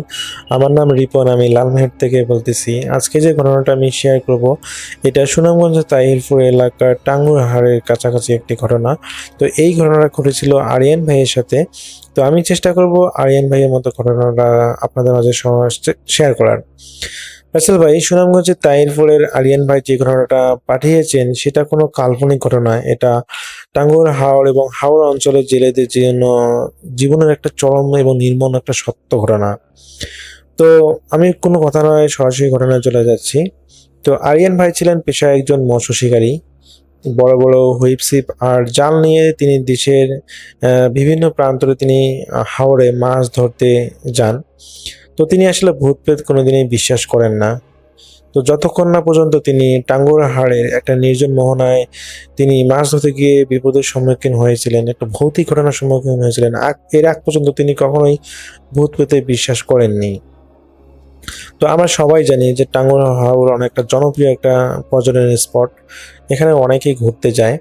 তো এই জায়গাটায় এই ঘটনাটা ঘটেছিল। ঘটনাটার সময়কাল আজ থেকে 15 বছর আগে। ঘটনাটা ঘটেছিল একটা বর্ষার রাতে। তো আজ থেকে 15 বছর আগে সেই সময় টাঙ্গুয়ারহাড়ে প্রচুর পরিমাণ মাছ পাওয়া যেত। তো আরিয়ান ভাই যেহেতু একজন মৎস্য শিকারী, শৌখিন মৎস্য শিকারী, তিনি দেশের বিভিন্ন জায়গায় গিয়ে মাছ শিকার করেন, এটা তার এক ধরনের নেশা বলা যায়। তো তিনি একটা ছোট্ট নৌকা, ডিঙি নৌকা ভাড়া করেন। এই নৌকাটা ছিল হচ্ছে কলিমউদ্দিন নামে একজন, উনি হলো ওই টাঙ্গুয়ারহাড়ের একজন স্থানীয়। তো তো ওই কলিমুদ্দিনকে সাথে নিয়ে আরিয়ান ভাই টাঙ্গুয়ারের একটা মোহনায় মাছ ধরতে গিয়েছিলেন। তো বর্ষাকাল ছিল, বর্ষাকালের শেষের দিকে, একদম ভরা বর্ষাকাল নয়, শুধুমাত্র হালকা দেখা যায় যে সারাদিনে হালকা ছিপছিপ বৃষ্টি পড়তেছিল, বা অনেক সময় বৃষ্টি পড়ে না। তো এই সময়টা তিনি রাতে প্রায় 12টার দিকে তিনি রওনা হয়েছিলেন সন্ধ্যার দিকে, কিন্তু ওই মোহনায় পৌঁছাতে পৌঁছাতে তার রাত 12টা বেজে যায়।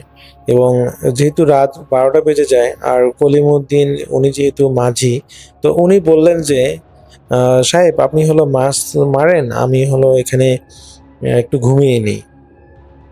তো যেহেতু কলিমুদ্দিনের কোনো কাজ ছিল না, বা তিনি হলো এক্সট্রা কোনো কাজও করবেন না, কারণ তিনি শুধুমাত্র মাঝি। আর এখানে আরিয়ান ভাই তিনি হলো যাওয়ার সময় ছিপ নিয়ে গেছিলেন, আমরা যেগুলো বড়শি বা ছিপ বলি, তো তিনি সেগুলো নিয়ে গেছিলেন। তো সেইগুলো দিয়ে তিনি আসলে মাছ ধরার জন্য আসলে নিয়ে গেছিলেন। হালকা চাঁদনি রাত ছিল, সুন্দরভাবে স্পষ্ট চতুর্পাশে দেখা যাচ্ছে। তো ওই কলিমুদ্দিন তার হলো নৌকাটা, ডিঙি নৌকাটা একটা হিজল গাছে রশি দিয়ে বাঁধেন। তো ওখানে বাঁধার পর এখানে একটা বলে রাখা ভালো রাসেল ভাই, ওইখানে গাছ বলতে ওই টাঙ্গুয়ার যারা গিয়েছেন, টাঙ্গুয়ার, তো ওখানে আসলে দেখা যায় যে পানির মধ্যেই কিন্তু অনেক গাছ থাকছে, দেখা যায় অনেক গাছ, ডুবুরি গাছ অনেক আসছে। তো সেই একটা হিজল গাছে তিনি হলো নৌকাটাকে বাঁধেন, এবং ওইখানে আরিয়ান ভাই তার ছিপ দিয়ে মাছ ধরার জন্য তার বড়শি ফেলান। তো এরকম করে অনেকক্ষণ তিনি বসেছিলেন। তো দেখা যায় যে যখন রাত 1টা বাজে, প্রায় তিনি 1 ঘন্টা মাছ ধরার জন্য বসে আছেন। তো কোনোভাবেই কোনো মাছ ধরতেছিল না। তিনি বেশ অবাক হয়ে যান, যে তিনি শুনেছেন যে এই জায়গায় প্রচুর পরিমাণ বড় বড় মাছ নাকি পাওয়া যায়, বিশেষ করে বোয়াল মাছ, বা হচ্ছে আরো বড় যে মাছগুলো আছে সেগুলো তিনি এখানে নাকি পাওয়া যায়। কিন্তু বেশ অবাক হলেন যে তিনি হলো মাছ ধরার জন্য যে সরঞ্জাম, খাবার টাবার গুলোও দিয়েছেন, প্লাস তিনি 1 ঘন্টা ধরে বসে আছেন, কিন্তু কোনো ধরনের ছোট মাছও তিনি পাচ্ছেন না। তিনি বেশ অবাক হয়ে যান যে মানুষ যেগুলো বলেছে সেগুলো আসলে ভুয়া, আসলে তার এখানে আসাটাই পুরো টাকাটাই নষ্ট, কোনো আনন্দ হলো না। তো তিনি যেহেতু চিন্তা করছেন যে যেহেতু টাকা নষ্ট করেই চলে এসেছেন, তো তিনি চিন্তা করেন যে আজকে মাছ তিনি ধরেই নিয়ে যাবেন, এইভাবে তিনি চিন্তা করলেন। তো রাসেল ভাই উনি ওখানে বসে আছেন, তো এরকম করে যখন প্রায় 1.5 ঘন্টা চলে যায়, তিনি দেখেন যে ঘড়িতে প্রায় 11:30 বাজে। তো তিনি সেই সময় অনুভব করেন যে তার ঘড়ির যে ফাতনা, তার যে ছিপের যে বা বড়শির যে ফাতনাটা আছে সেটা ডুবে গেছে। তো তিনি বেশ অবাক হন, এবং তার মনটা চঞ্চল হয়ে ওঠে যে হয়তোবা কোনো মাছ তার বড়শিতে ধরা পড়েছে। এবং তিনি দেখেন যে যখন তিনি বড়শিটা টান দেন, ওই বড়শির যে সুতোটা তিনি ঘোরার কারণে তিনি যখন দেখেন যে বড়শির সুতোটা টান পড়ে, তিনি বেশ অবাক হন যে হয়তোবা কোনো বড় কোনো মাছ তার বড়শির মধ্যে পড়েছে। তো তিনি বড়শিটার হলো সুতোটা গোটাতে থাকেন। এক সময় তিনি দেখেন যে সেই ইয়াটা আপনার হচ্ছে মাছের মতো করে যে এদিক ওদিক যাচ্ছে। তো তিনি বুঝতে পারতেন যে বড় কোনো মাছ হয়তোবা তার বড়শিতে ফেঁদেছে। তো এরপর যখন তিনি সুতোটা টানা শেষ করে যখন তিনি একদম ওই জিনিসটা নৌকার কাছে নিয়ে আসেন, তিনি যেটা দেখেন রাসেল ভাই, তিনি সেটা মোটেও প্রস্তুত ছিলেন না এটা দেখার জন্য। তিনি দেখেন যে একটা একটা মানুষের মাথার খুলি, যেটা তো অনেক লম্বা লম্বা চুল, সেই খুলিটার মধ্যে এরকম একটা খুলি তার সেই বড়শিতে লেগেছে। এটার কারণেই তার কাছে অনেক টান মনে হয়েছিল, কিন্তু তিনি বেশ অবাক হয়েছিলেন যে এটা প্রথমত মাছের মতো করে এদিক ওদিক ছোটাছুটি করছিল, কিন্তু এটা তো দেখতে একদম মানুষের মাথার খুলি। এবং এই রাসেল ভাই এটা দেখে তিনি প্রচণ্ড পরিমাণে ভয় পান, এবং সেটা ওই বড়শি থেকে তিনি এখন কি করবেন, কোনোভাবেই ছড়াইতে পারতেছেন না। অনেক চেষ্টা করেন কিন্তু কোনোভাবেই ছড়াইতে পারতেছেন না। তো তিনি হলো তার হলো কলিমুদ্দিন নৌকা মাঝিকে ডাক দেন। তো অনেকবার ডাক দেন, কিন্তু কোনোভাবেই নিচ থেকে সেই কলিমুদ্দিন তার ডাক শুনতেছে না, বা সে গভীর ঘুমে আচ্ছন্ন আছে। তো এক পর্যায়ে তিনি সেই কলিমুদ্দিনের কাছে যান, এবং তাকে হলো পা দিয়ে হলো তোলার চেষ্টা করেন, মানে পা দিয়ে ধাক্কা দিয়ে তার ঘুম ভাঙানোর চেষ্টা করেন। কিন্তু রাসেল ভাই তিনি লক্ষ্য করেন যে কলিমুদ্দিন এত ঘুমে বিভোর যে তাকে পা দিয়ে লাথি মারার পরও সে ঘুম থেকে উঠতেছে না। তো একসময় এই পর্যায়ে রাসেল ভাই তিনি আরিয়ান ভাই লক্ষ্য করেন যে চারদিকে পানিগুলো যেন টকবক করে মানে কিরকম টকবক করে ফুটতে শুরু করতেছে, এবং সেই সাথে দেখা যায় যে তার নৌকাটা যেন এক পাশে কাত হচ্ছে। তিনি কোনোভাবে বুঝতেছেন না যে নৌকাটা কাত হচ্ছে কেন। তো যখন তিনি কাত হওয়া নৌকাটাকে দেখার চেষ্টা করছেন যে নৌকাটা কেন কাত হচ্ছে, তিনি যেটা দেখেন রাসেল ভাই, যে একটা মানুষের মতো একটা শরীর পানির নিচে, একদম তার হাতগুলো সাদা সাদা ধবধবে সাদা। তো সেই দুটো হাত তার নৌকাটাকে এক পাশ দিয়ে টেনে মাটির মধ্যে ডুবিয়ে দেওয়ার চেষ্টা করতেছে, সরি পানির মধ্যে ডুবিয়ে নেওয়ার চেষ্টা করতেছে। তিনি বেশ অবাক হয়ে যান যে এই হাত দুইটা আবার কোথা থেকে আসলো। তিনি খুবই ভয় পান যে এটা কোনো হয়তো বা জলজ জিন হতে পারে। তো রাসেল ভাই, তিনি সব থেকে ভয় পান তখনই যখন তিনি দেখেন যে সেই হাত দুটো যখন আরো উপরে তুলে তার নৌকাটাকে কাত করার চেষ্টা করতেছে, এবং তিনি যেটা লক্ষ্য করেন যে সেই অবয়বটা বা সেই পিশাচটার মাথা নেই। সেই মাথাবিহীন পিশাচটা দুই হাত দিয়ে তার নৌকাটাকে ডুবানোর চেষ্টা করতেছে। তো রাসেল ভাই তিনি প্রচণ্ড পরিমাণ ভয় পান, এবং তিনি তার ওই ছিপটা ফেলে দিয়ে তিনি হলো ওই কলিমুদ্দিনের কাছে যান এবং তাকে জোরে জোরে চিৎকার করে ডাকতে শুরু করেন। কিন্তু রাসেল ভাই তিনি অনুভব করেন তার গলা দিয়ে যেন কোনো আওয়াজ বের হচ্ছে না। তিনি এত জোরে জোরে কলিমুদ্দিনকে ডাকতেছেন, কিন্তু সেই কলিমুদ্দিন শুনতেছে না। তাকে কলিমুদ্দিনকে এত পরিমাণ ঝাঁকি দিচ্ছেন, কিন্তু কোনোভাবেই কলিমুদ্দিন যেন জাগনা পাচ্ছে না। এরকম করে কতক্ষণ রাসেল ভাই চলে গেছে তার মনে নেই। তিনি এত পরিমাণ ভয় পান এবং ভয়ে গুটিসুটি মেরে তিনি ছইয়ের নিচে, সেই নৌকাটা ছইয়ের নিচে অপেক্ষা করেন। তো রাসেল ভাই এরকম করে অনেকটা সময় চলে যাওয়ার পর তিনি শুনতে পান যে অনেক দূরের মসজিদে হালকা মৃদু সুরে আল্লাহু আকবার আল্লাহু আকবার আজানের শব্দ তিনি পাচ্ছেন, এবং সেই সাথে তিনি অনুভব করেন চারিদিকের পরিবেশটা আগের মতো যে অন্ধকার ছিল, হালকা চাঁদনি রাত ছিল, সেটা ধীরে ধীরে এখন অনেকটা আলোকিত হয়েছে, এবং মনে হচ্ছে যে সকালের সূর্যের আলো ফুটতেছে। এবং তো ঠিক আধা ঘন্টা 1 ঘন্টা পরেই তিনি দেখেন যে একদম সকাল হয়ে গেছে। এখন পর্যন্ত রাসেল ভাই তার যে ভয়টা, সেই ভয়টা তিনি কাটেনি। তো যখন সকালবেলা কলিমুদ্দিন ঘুম থেকে ওঠেন এবং দেখেন যে সেই আরিয়ান ভাই প্রচণ্ড পরিমাণ ভয়ে কাঁপতেছেন এবং তিনি সারা রাত ঘুমাননি। তো এখানে কলিমুদ্দিন খুবই অবাক হয়ে যান এবং জিজ্ঞেস করেন যে, সাহেব আপনি সারা রাত কি মাছ ধরেছেন, আর আপনি তো ভয় পাচ্ছেন কেন, কাঁপতেছেন কেন, কি হয়েছে? তখন আরিয়ান ভাই সমস্ত ঘটনা খুলে বলে, এবং সেই কলিমুদ্দিন বুঝতে পারে যে এখানে যে লোকাল মানুষরা যে ঘটনাগুলো বলে এটা হয়তোবা সত্য একটা ঘটনা। তো সেই প্রেক্ষাপটে হয়তোবা তার সাথে এই ধরনের কোনো খারাপ কিছু রাতে ঘটেছে। তো এখানে আরিয়ান বলতেছে যে আপনাকে আমি রাতে অনেকবার ডেকেছি, আপনি কেন শোনেননি, কেন জাগনা হননি? এটা শুনে তো কলিমুদ্দিন খুবই অবাক হয়ে যান, কারণ তিনি কোনো ডাক পাননি বা কোনো শব্দ শোনেননি। তো এরপর কলিমুদ্দিন মাঝি বুঝতে পারেন যে হয়তো এখানে থাকা নিরাপদ নয়, এবং তারপর তিনি সেখান থেকে কলিমুদ্দিনকে সহি সালামতের বাসায় নিয়ে ওই পাড়ে নিয়ে যান। পাড় থেকে তাকে একটা গাড়ি করে তিনি ব্যবস্থা করে দেন, এবং পরবর্তীতে আরিয়ান ভাই গাড়ি করে তার বাসায় চলে আসেন। এবং বাসায় আসার পর রাসেল ভাই তার শরীরে প্রচণ্ড পরিমাণে জ্বর, তিনি বিছনায় শুয়ে পড়েন এবং যেন আর উঠতেই পারতেছেন না, তার শরীরে মনে হয় যে শক্তি শেষ। রাসেল ভাই এরকম করে তিনি কয়েকদিন তার বিছানায় শুয়েছিলেন এই অসুস্থ অবস্থায়। তো এরকম করে কয়েকদিন যাওয়ার পর তিনি একদিন অনুভব করেন যে তার বাসা থেকে মানুষের পচা, মানুষ মারা গিয়ে মানে মানুষের শরীর থেকে পচা গন্ধ বের হলে, মানে মানুষের শরীর পচে গিয়ে যেরকম একটা গন্ধ তৈরি হয়, বিশেষ করে মর্গে যে গন্ধটা পাওয়া যায়, এই ধরনের মর্গের গন্ধের মতো তিনি পাচ্ছিলেন। তিনি বেশ অবাক হচ্ছেন যে বাসায় কোথায় কি মানে পচে গিয়েছে, যার কারণে এখানে দুর্গন্ধ হচ্ছে। তার পরিবারের লোকজন বেশ অবাক হচ্ছেন যে এরকম দুর্গন্ধ তো তারা কখনো পাননি, হঠাৎ করে এরকম দুর্গন্ধ কোথা থেকে আসতেছে।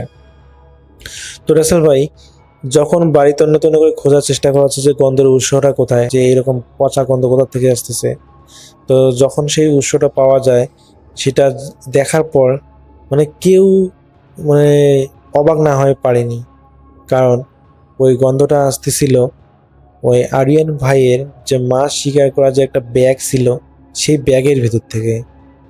যখনই সেই ব্যাগটা খুলে দেখা হয় যে কি গন্ধ করতেছে, তখনই যেটা দেখেন রাসেল ভাই, সেটা দেখার জন্য কেউ প্রস্তুত ছিল না। তারা দেখেন যে সেখানে একটা মানুষের হাতের আঙ্গুলের মতো কিছু একটা পড়ে আছে, আর যে সেটা হলো পচা সরার মতো অবস্থা। তো এটার থেকে গন্ধ আসতেছিল। এরপর রাসেল ভাই যেটা হয় যে ওই জিনিসটা ফেলে দেওয়া হয়, কিন্তু ফেলে দেওয়ার পর রাসেল ভাই সমস্যা তৈরি হয়নি। এরপর থেকে আরিয়ান ভাই রাতের বেলা আবুল তাবুল বলতে শোনা যায়। আরিয়ান ভাইয়ের স্ত্রী এবং তার সন্তানরা বলেন যে তিনি নাকি রাতের বেলা মানে অনেক আজে বাজে কথা বলেন, বা যেগুলো আসলে তার কথাগুলো অনেক কথাগুলো তো বোঝা যাচ্ছিল না। এবং যখন তার পরিবার থেকে জিজ্ঞেস করা যে কি হয়েছে, আপনি এরকম অসুস্থ, আপনি এরকম আজে বাজে আচরণ, এরকম আজে বাজে কথা বলতেছেন কেন? কিন্তু রাসেল ভাই, আরিয়ান ভাই কোনো কিছুই বলতে পারে না। তার সাথে কি হচ্ছে তিনি নিজেও জানেন না। তো এরপর তিনি তার পরিবারের লোকজনের কাছে শেয়ার করেছিলেন। তার পরিবার তো জানে যে তিনি মাছ ধরতে যান। তো তিনি যখন শেয়ার করেন যে এরকম মাছ ধরতে গিয়ে একটা তিনি মাথা খুলি দেখেছিলেন এবং সেই সাথে দুইটা হাত দেখেছিলেন, এরপর থেকে তিনি অসুস্থ। তো এর মাঝে রাসেল ভাই তাকে ডাক্তার দেখানো হয়, কিন্তু সেই ডাক্তারের মাধ্যমে কোনো চিকিৎসায় তিনি সেরে ওঠেননি।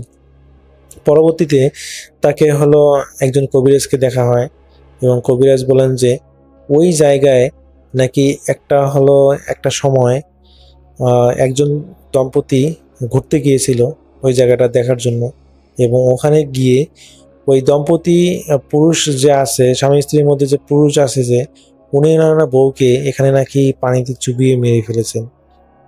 তো ওই পানিতে চুবানোর আগে সেই মেয়েটা নাকি গলা শিরচ্ছেদ করা হয়েছিল, গলা কেটে ফেলা হয়েছিল, এবং সেই গলা কাটা লাশটাকে সেই লোকটা বা সেই দম্পতির যে ছেলেটা সেটা হলো ফেলে দিয়ে এসেছিলেন। এবং তখন থেকেই নাকি এখানে যে রাত্রিবেলা যদি কেউ যায় তাদেরকে নাকি এই মেয়েটা নাকি ভয় দেখায়। তো ওটাই হলো কবিরাজ বলেছিল। তো পরবর্তীতে কবিরাজ তাদেরকে ওই আরিয়ান ভাইকে পানি পড়া দেন এবং তাকে তাবিজ দেন। তো এরপর রাসেল ভাই তিনি প্রায় আরও 1 সপ্তাহ অসুস্থ থাকার পরেও তিনি পরবর্তীতে সুস্থ হন, এবং সুস্থ হওয়ার পর থেকে রাসেল ভাই তিনি আর কখনোই রাতে আর কি তিনি মাছ ধরতে কোথাও যাননি। তো তিনি আসলে শুনেছিলেন নাকি যে ওই হাঙ্গর টাউন নাকি অনেক হন্টেড জায়গা এবং সেখানে নাকি প্রচুর পরিমাণে মাছ ধরতে পাওয়া যায়। তো এই এক্সাইটমেন্ট থেকেই আসলে তিনি সেখানে মাছ শিকার করতে গিয়েছিলেন, এবং এই মাছ শিকার করতে গিয়েই তিনি একটা বিপদের সম্মুখীন হয়েছিলেন। তো রাসেল ভাই, এটাই ছিল আরিয়ান ভাইয়ের ঘটনা। তো তিনি জানিয়েছেন যে এরপর থেকে কোনোদিনই নাকি তিনি আর রাতের বেলা মাছ ধরেননি। তবে তিনি যেহেতু তার মাছ শিকার করা প্রচণ্ড পরিমাণে নেশা, তো দেখা যায় যে তিনি দিনের বেলায় মাছ ধরেছেন সমস্ত জায়গায়, এমনকি ওই টাঙ্গুর হাওড়েতে পরবর্তীতে যে দিনের বেলায় মাছ ধরেছেন, কিন্তু রাতের বেলা আসলে তার মাছ ধরার সাহস আর কখনো হয়নি। তো রাসেল ভাই, এটাই ছিল আরিয়ান ভাইয়ের ঘটনা। যদি ভালো লাগে থাকে তাহলে শেয়ার করবেন। শ্রোতাদের কাছে ঘটনাটা কেমন লেগেছে যদি আপনারা কমেন্ট করে জানান, তাহলে পরবর্তী ঘটনা দিতে আমি উৎসাহিত হব। তো সবাই ভালো থাকবেন, সুস্থ থাকবেন, এই প্রত্যাশায় আল্লাহ হাফেজ।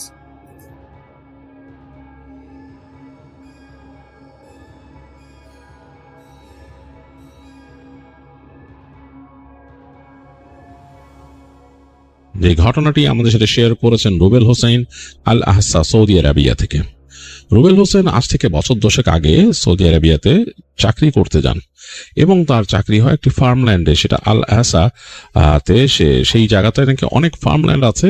তো তার যে মালিকের আন্ডারে যিনি কাজ করতে যান, তার বেশ কয়েকটা ফার্মল্যান্ড সেখানে আছে এবং সেখানে ধানের চাষ হয়। সেই জায়গায় তাকে কাজ দেওয়া হয়, কারণ তিনি কৃষিকাজে বেশ ভালো। তিনি যখন কথা বলেছেন তাদের সাথে, এবং তাকে তার ওনার জিজ্ঞেস করেছিল, তার যে মালিক কফিল, তিনি জিজ্ঞেস করেছিল যে কোনটা তোমার জন্য সবচাইতে ভালো হয়। তার খেজুরের বাগান ছিল ইত্যাদিতে। তো তিনি, রুবেল সাহেব, চুজ করে নিয়েছিলেন ধানের ব্যাপারটা, কারণ তার দেশের বাড়িতে তিনি ধান চাষের সাথে বেশ যুক্ত ছিলেন।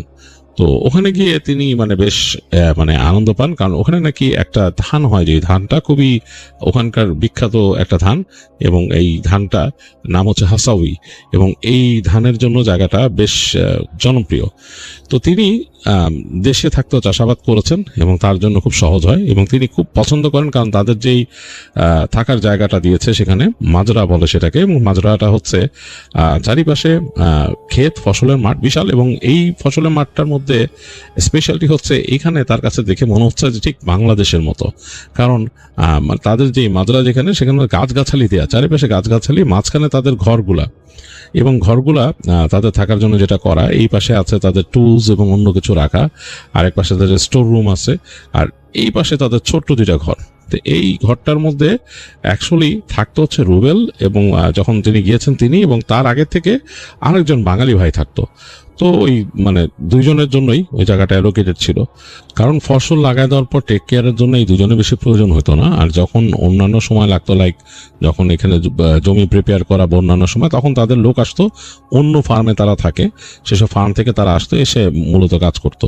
তো এই মালিকের যেহেতু অনেকগুলো ফার্ম আছে, তো এই যে বাকি এমপ্লয়িগুলো সব ঘুরে ঘুরে কাজ করে এখানে। তো এই জায়গাটাতে রুবেল হোসেন এবং তার সাথে যে বাঙালি, তারা 2জনই ফিক্সড ছিল। রুবেল সাহেব যখন এখানে জয়েন করেন, তখন ওই বাঙালি যিনি ছিলেন তিনি এখানে একা থাকতেন, তার নাম হচ্ছে হেলাল। তো হেলাল সাহেব তখন এখানে একা থাকতেন, আর রুবেল যাওয়ার পরে এই তো 2জন হলেন। তো 2জন বেশ মোটামুটি আন্ডারস্ট্যান্ডিং হয়ে যায় একসাথে থাকতে থাকতে। তো রুবেল সাহেবের কাছে ভালো লাগতো যেটা, যে এই জায়গাটা তার কাছে মনে হতো যে বাংলাদেশের যে ক্ষেত আছে, ক্ষেতের মতো একেবারে মনে হচ্ছে গ্রামের মধ্যে যেরকম তা গাছগাছালির পরে ক্ষেত শুরু হয়, এরকম। সে মানে এই জায়গাটা দেখে সে ভুলেই গেছিল যে এটা একটা আরবের দেশ। তার কাছে মনে হতো সে তার নিজের দেশে আছে।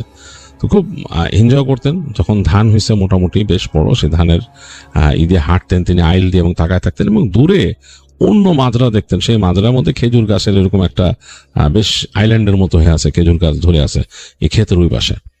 তো খুব সুন্দর। তো আসলে রুবেল হোসেনের মন খারাপ যেটা ছিল এখানে আসার পর, সেটা এখানে এসে কেটে গেছে। যদিও 2জন মানুষ থাকেন এবং বাড়িতে যোগাযোগ করেন মাঝে মাঝে, এরকম একটা অবস্থা। তো প্রথম ভালোই কেটে যেত রুবেলের সময়। তিনি যখন ওই হেলাল সাহেবের সাথে গল্প করতেন, তারপরে কাজ তো করতেনই, দিনের বেলা অনেক কাজ আছে, সেই কাজগুলো করতেন। সন্ধ্যার পর যখন হেলাল সাহেবের সাথে গল্প করতেন, বসে বসে মোবাইল ঘাঁটতেন, এইসব করে গান শুনতেন, এগুলো করে তার সময় মোটামুটি কেটে যেত। এবং ওই মাজরার সামনের দিকে একটু হাঁটা চলা করে সময় কাটতো। তো এইভাবে যখন দিন কাটতে থাকে, বেশ কিছুদিন কেটে যায়, তখন তার কাছে মনে হতো যে বোরিং লাগতো নিজের কাছে। কারণ দেখা যেত যে মনে হচ্ছে যে এতটুকু জায়গা, কোথাও যাওয়ার নাই। তো তিনি মাঝে মাঝে হাঁটা ধরতেন। মেন রাস্তা ধরে তো হাঁটা যায় না, মেন রাস্তা দেখা যায় দূরে, ওখান থেকে দূর দিয়ে গাড়ি মাঝে মাঝে সাঁই করে চলে যায়। তিনি যেটা করতেন, এই ধান ক্ষেতের আইল ধরে হেঁটে যেতেন, সামনে চলে যেতেন সন্ধ্যার পরে। মানে রাতের বেলা 7টা-8টার দিকে বসে আছেন, তার ভালো লাগতেছে না। তো গ্রামে যেহেতু হাঁটাহাঁটির অভ্যাস ছিল, তো তিনি এখানেও তাই করেন, আইল ধরে হাঁটতে যান। ওই যে দেখেন যে দূরে আরো মাজরা আছে, ওখানে ওই খেজুর গাছ টাছ লাগানো, ওখানে আইল্যান্ডের মতো, সেখানে মানুষ থাকে। এবং তিনি জানেন যে ওইখানেও বাঙালি আছে। তো তিনি মনে মনে চিন্তা করেন যে আমি একসময় হেঁটে চলে যাবো ওইখানে, মানে আর কত দূর লাগবে আমার যেতে, এইখান থেকে যতদূর দেখা যায়। মানে তার যেহেতু গ্রামে হাঁটার অভ্যাস আছে, চিন্তা করেন যে এই 45-50 মিনিট লাগবে ওখানে হেঁটে যেতে আমার। তো গেলে তো ভালো, ওইখানে যে আরো কিছু মানুষের সাথে দেখা করবো, আড্ডা দিব, তারপর আবার হেঁটে চলে আসবো। তো মোটামুটি আমার 2-3 ঘন্টা টাইম কেটে যাবে এরকম। এগুলো চিন্তা করেন। আর তার এত ঘুমানোর অভ্যাস নাই আসলে। রুবেল হোসেন বেশিরভাগ টাইমে তিনি চিন্তা করতেন যে যতটুকু সময় তিনি ব্যবহার করতে পারেন, এটাই তার মাথায় ঘুরতো। তিনি ঘুম খুব একটা পছন্দ করতেন না, যদিও কাজকর্ম করলে ক্লান্ত থাকেন, তারপরও তার মাথায় এটা থাকতো না। অপরদিকে দেখা যেত যে তার সাথে যে হেলাল সাহেব থাকে, তিনি কাইন্ড অফ লাইক বসে থাকা মানুষ। তিনি বসে দেখা যায় সন্ধ্যার পর যখন তখন ফ্রি পেতেন, তিনি হয় পেপার পড়তেছেন, নইলে পত্রিকা পড়তেছেন, নইলে কোনো বই পড়তেছেন, অথবা ঘুমান। তিনি এসব দিকে আগ্রহী না। তো রুবেল হোসেন এই কারণে আসলে বেশি বোর্ড হয়ে গেছে। 2জন তো, এবং রাতের বেলা একদম নিশুতি হয়ে যায়, পরিচিত কেউ নাই আর কেমন। এবং ওই যেসব মাজরাগুলো দূর থেকে দেখা যায়, ওখানে যদি এমনি যাইতে হয় তাহলে রাস্তা দিয়ে ঘুরে ওদিক দিয়ে যাইতে হবে। এগুলোর সাথে কানেক্টিভিটি হচ্ছে এই ক্ষেতের মধ্যে দিয়ে চাইলে যাওয়া যায়। কিন্তু খুব আশ্চর্য যে তাদের এখানে কেউ আসে না। এটাই রুবেল হোসেন চিন্তা করেন যে কি ব্যাপার, ওরা তো কেউ আসে না এখানে। তো একদিন তিনি তার প্ল্যান মতো চিন্তা করেন তিনি বেরোবেন। তখন একবারে 7:30টার মতো বাজে। তিনি আস্তে করে উঠে তার মোবাইল ফোনটা নিলেন, সাথে হেডফোন দিয়ে কানের মধ্যে লাগায় একটা গান চালায় হাঁটা ধরলেন তিনি ওই ফসলের মাঠের আইল দিয়ে। এখন যে সময় তিনি হাঁটতেছেন, তখন ধানগুলা বেশ বড় হয়েছে, প্রায় এই পর্যন্ত, প্রায় তার কোমরের কাছাকাছি চলে আসছে। এরকম একটা মানে খুব সুন্দর ঘ্রাণ আসতেছে এখান থেকে। এর মধ্যে তিনি হেঁটে যাচ্ছেন, তার কাছে বেশ আনন্দ লাগতেছে, ভালোই লাগতেছে। বাতাস, মানে একেবারে বাতাসে ধান ক্ষেতগুলো দুলতেছে এরকম। আর দূরে দেখা যাচ্ছে ওই যে মাজরা। তিনি চিন্তা করেন যে ওইখানে যাব, যেহেতু যদি বাঙালি নাও পাই, আমার আশেপাশের দেশের মানুষ আছে, তাদের সাথে বসবো, বসে কিছুক্ষণ গল্প গুজব করে আবার আসবো, আবার বলবো যে আসো না কেন, তোমরাও তো আসতে পারো, এই ক্ষেতের মধ্যে তো যাওয়া আসা। আর দূরে দেখা যায় অনেক দূরে একেবারে লাইন, পাহাড়ের লাইন আছে ছোট ছোট। তো বেশ মজা লাগতেছে তার কাছে। আকাশে হালকা চাঁদ এবং বাতাসে এই ধানগুলা এরকম নড়তেছে। তো তিনি গান শুনতে শুনতে যাচ্ছেন, বাংলা গান, এবং এক সময় তিনি হাঁটতে হাঁটতে একেবারে ওই মাদ্রার কাছে চলে আসলেন। তো মাদ্রার কাছে চলে এসে তিনি যখন ওই মানে একদম দেখতেছেন যে এখান থেকে উঠে যাবে ওখানে, এবং ওই মাদ্রার ওখানে ওদের ওখান থেকে আবার ওই যে ধান ছিল সেগুলো কেটে সরাইছে কয়দিন আগে, ওই জায়গার ল্যান্ডটা আবার মোটামুটি সমান হয়ে আছে, মানে এইগুলো সরাই ফেলছে, ওখানে ধানগুলো সরাই ফেলছে। তো ওখানে দেখতেছেন যে ওইখানেও গাছ আছে, বড় বড় গাছ আছে, এবং গাছের ছায়াগুলো পড়ছে। তিনি খেয়াল করে দেখলেন গাছের ছায়ার নিচে কয়েকজন মানুষ দাঁড়ায় আছে। তো তিনি এখান থেকে একটা হাঁক দিলেন আর কি, এই এরকম করে হাত নাড়তেছেন তিনি। তো এই হাত নাড়তে নাড়তে কাছে আসেন, তো দেখলো যে ছায়ার কাছে তারা দাঁড়ায় ছিলেন, তারা হেঁটে সরে গেল সামনে। তখন তার ডাক শুনছে নাকি কে জানে, তিনি বুঝলেন না। তিনি আরো কাছে এসে সালাম দিলেন, জোরে সালাম দিলেন, এই কে আছেন, সালাম দিয়ে বলতেছে আর কি। তিনি বাংলায় বলতেছেন, হিন্দিতে বলতেছেন যে কে আছেন। তো এর মধ্যে দেখা গেল যে একজন ভিতর থেকে সাড়া দিল, কে আপনি, কোথা থেকে আসছেন, বাংলায় বলতেছে তাকে। তিনি বলতে আমি ওইখান থেকে আসছি। দেখলো যে একটু পর দ্রুত ওখান থেকে একটা লোক দৌড় দিয়ে আসলো, মানে ও একটু উঁচা জায়গাটা, ওখান থেকে নেমে আসলো। নেমে এসে বললো যে কি ভাই আপনি এখানে কোথেকে আসছেন বলে, মানে লোকটা কেমন অ্যাংশাস, কথাবার্তা খুব চিন্তিত। তো বলছে ওই যে ওইখানে মাজার থেকে আসছে এসে। তো বলে আরে এদিকে আসেন তাড়াতাড়ি। তাকে নিয়ে গেল, নিয়ে যেয়ে দেখলো যে হ্যাঁ তাদের ওখানে ঘর। তো ওইখানে 3-4 মানুষ আছে, এর মধ্যে বাঙালি আছে 2 আর বাকি 2 হচ্ছে পার্শ্ববর্তী দেশের মানুষ। তো তারা কথা বলতেছে। তো তাকে দেখে আগে পরিচয় হলো। তিনি বলে যে এখানে হেঁটে আসেন কেন? বলে হেঁটে আসছি, আরে ক্ষেতের মধ্যে দিয়ে গান শুনতে শুনতে হেঁটে আসছি, কতক্ষণ লাগছে? আমার আধা ঘন্টাও লাগে নেই। বলছে এটা ঠিক না ভাই, এদিকে সুবিধার না, এখান থেকে এরকম হাইটেন না ক্ষেতের মধ্যে দিয়ে, এই খোলামেলা জায়গা তো, আর এখানে এই চাষ হয়েছে, ফসল উঠাইছে। বলে কেন, সমস্যা কি, মানে কারো মানা আছে বা আপনাদের এখানকার সমস্যা আছে, মানে মালিকের? বলে আরে না, মালিকের সমস্যা না, মালিক অনেকের পরিচিত, এটা কিছু না। এখানে বুঝেন তো, এখানে জিন আছে, জিন। তারা বলতেছে জিন আছে, সোজা কথা বুঝেন। বলছে জিন আছে, জিন এখানে? বলে হ্যাঁ এইখানে থাকে, ফসলের এইদিকেই থাকে, জিন আছে, ঘোরাফেরা করে। এর মধ্যে হঠাৎ করে ধরলে বিপদ হয়ে যাবে, বুঝতে পারছেন? তো উনি শুনে একটু, রুবেল হোসেন জিনিসটাকে এতটা মানে গায়ে মাখেন না বা অবাক হন তিনি, যে আরে গ্রাম শুনে আসছে, গ্রামে যেরকম জিনভূত আছে এখানে তো জিনভূত আছে, এরকম ভাবে ধরে। আর তার মধ্যে রুবেল সাহেবের ধারণা ছিল আরব দেশে এই জিনভূত এগুলা নাই, এরকম চিন্তা করছিলেন। যাই হোক, তিনি যার সাথে এরকম গল্প করলেন, যে বাঙালি ভাই, তার নাম হচ্ছে জসিম। তো তার সাথে বসে অনেকক্ষণ গল্প, তো জসিম সাহেব তাকে গল্প টল্প করে তারও ভালো লাগলো। তো সেই জসিম সাহেব তাকে মানে বলতেছেন যে থাইকা যান, আমাদের এখানে থাইকা যান, যায় না আজকে আর ওদিকে রাত্রেবেলা এরকম হেঁটে যাওয়াতে পারেন না, এটাকে আপনার সাহস তো অনেক বেশি। এসে তিনি বলতে আরে না, মানে আমি যাব, কিচ্ছু হবে না, কোনো সমস্যা না। তার পাশে যে তার আরেক ভদ্রলোক আছে বাঙালি, নাইম নামে, সেও বললো যে ভাই থেকে যান, যায় না।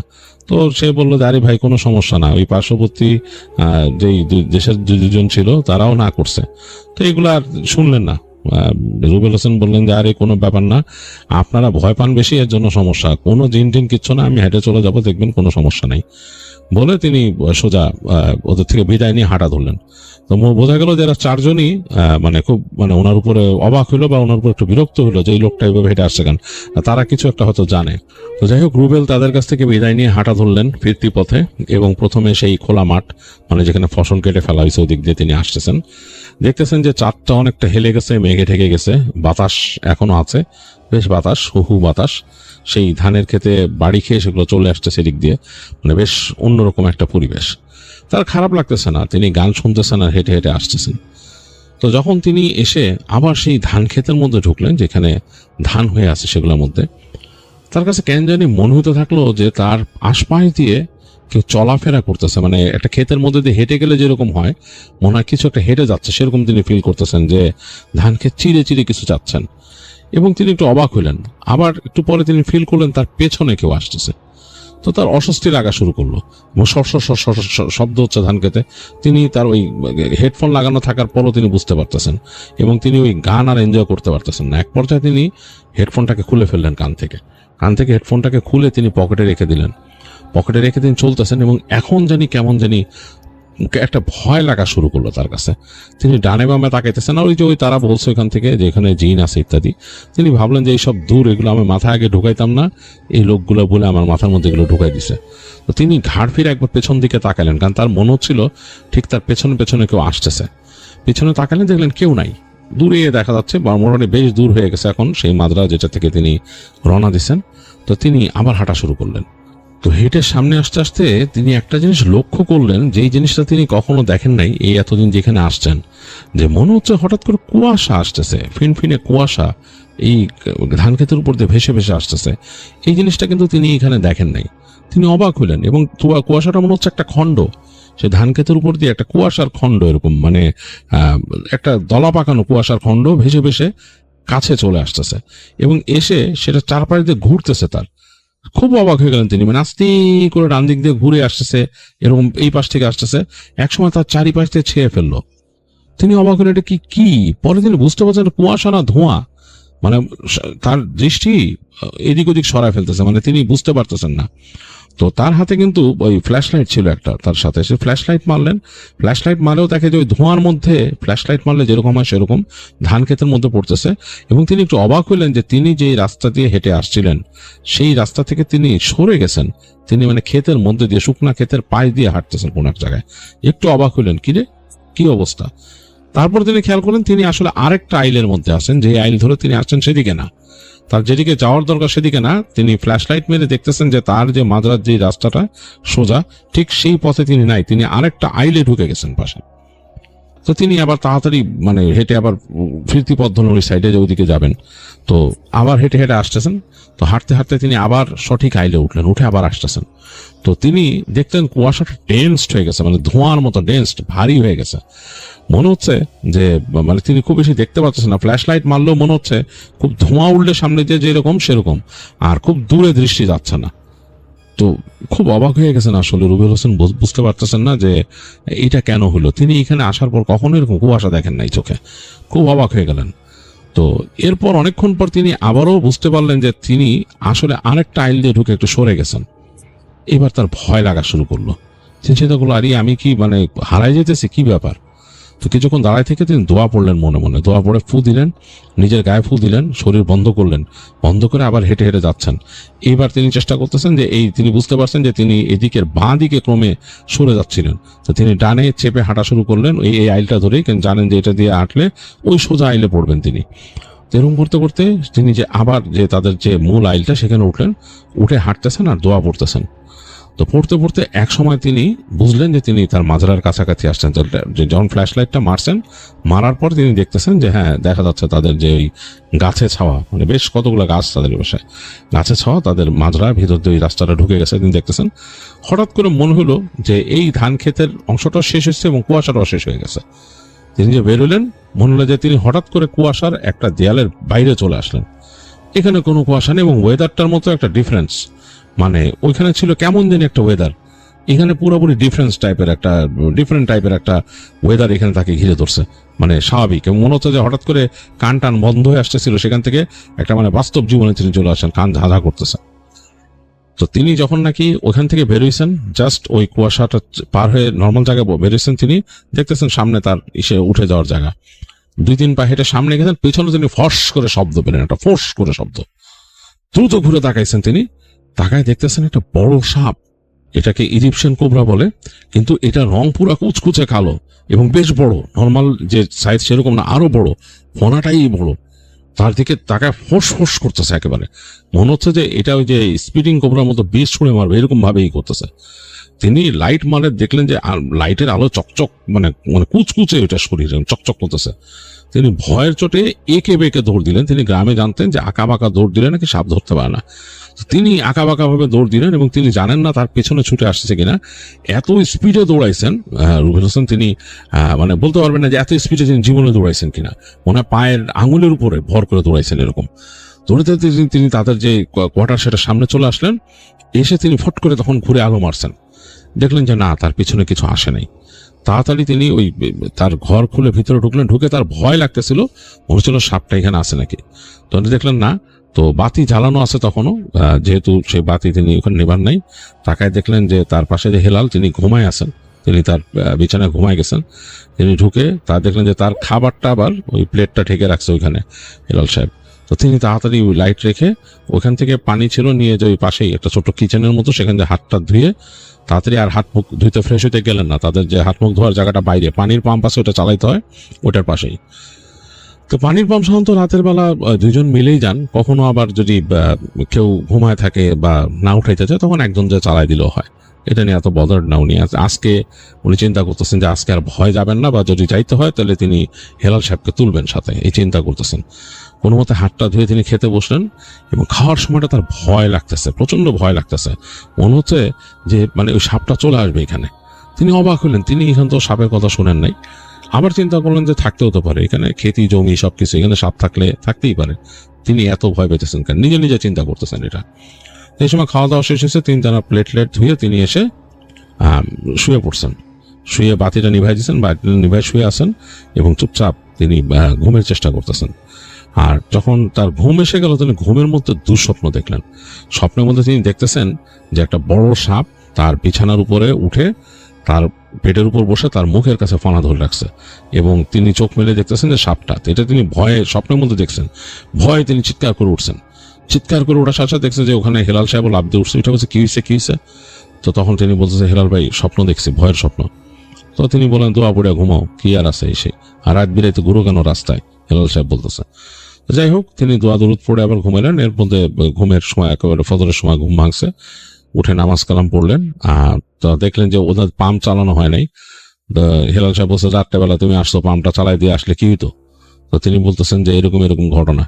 তো এরকম আমি হেলাল সাহেব বললো যে আমি তো মনে করছি তুমি পাম্প চালাই দিবা, তুমি তো পাম্প চালাও নি। বলে যে না, আমি আসলে রাত্রে ভয় পাইছিলাম, এরকম ঘটনা, আমি মাজরায় গেছিলাম। কেন তুমি এরকম যাও, তুমি জানো ওই মাজরায় যাওয়া ঠিক না। আমি এখানে আসার পর থেকে আমাকে না করে গেছে, এখানে একজন পাকিস্তানি কাজ করতো, সেও না করছে। এখানে অনেক উল্টাপাল্টা জিনিস আছে। সেই রাত্রেবেলা তুমি সাপ দেখছো, সাপ দেখা তো ভালো না। এইখানে কিন্তু নর্মালি সাপ আসে না, ওখানে রাত্রেবেলা তোমার সাথে কোন সাপ আসছে কে জানে। যাও না ভাই, এইসব যাও না, এগুলো বলে টলে তাকে বোঝায়। তো যাই হোক, তো ওই সেনকে হেলাল সাহেবের মানা শোনার পর থেকে, সাপটা দেখার পর থেকে তিনি আর এরকম যাওয়া বন্ধ করলেন। ওই দূরে আর আইলে হাঁটতেন না। তো ওইখানেই মোটামুটি পাশেই হাঁটাহাঁটি করতেন, কারণ তার ভালো লাগতো না একা একা। তো এরকম করতে করতে এর মাঝে একদিন তাদের মালিক আসলেন, কফিল, এসে হেলাল সাহেবকে ওই দিন নিয়ে যাবেন। তার কি কাজ আছে, তাদের ওই অন্য মাজরাতে কাজ আছে, প্লাস তারও কাজ আছে। বলছে যে একদিন রুবেলকে এখানে একা থাকা লাগবে, ওই দিন আসবে না, এবং পরদিন সন্ধ্যার সময়, মানে সন্ধ্যার আগে চলে আসবে হেলাল। তো রুবেল সাহেব মোটামুটি প্রিপেয়ার্ড হইলেন যে থাকা লাগবে একলা, কি করার। তো চলে গেছেন হেলাল সাহেব ওই দিন সারাদিন একলা এখানে রুবেল, এবং তিনি মোটামুটি তার এইটা ওইটা কাজ করতেছেন। টুকিটাকি কাজ করতে করতে একেবারে সন্ধ্যা হয়ে গেল। তো তিনি ঠিক করছেন যে সন্ধ্যার পর থেকে আর ওরকম বেরোবেন না। তিনি এটা চিন্তা করছেন যে শুধু পাম্প ছাড়া লাগবে, দিন পাম্প ছাড়াটা খুব জরুরি। তিনি চিন্তা করছেন যে রাত্রেবেলা উঠে দোয়া দুধ পড়ে যে পাম্পটা ছাড়বেন, ছেড়ে এসে আবার তিনি ঢুকে থাকবেন। এই তো ওইভাবে করেই তিনি রাতের বেলা কোনো মতে ভয়ে বেরোলেন। তো দেখতেছেন একেবারে ঝিরি পোকা ডাকতেছে, চুপচাপ যে আস্তে করে পাম্পটা ছেড়ে এসে শুয়ে পড়লেন। তো চলে গেল প্রথম দিন। এখন দ্বিতীয় দিন মানে এরকম তার দিন কাটছে। সন্ধ্যার পরে তিনি মোটামুটি চিন্তা করলেন যে আজকে তো আসবে, মানে হেলাল ভাই আসবে।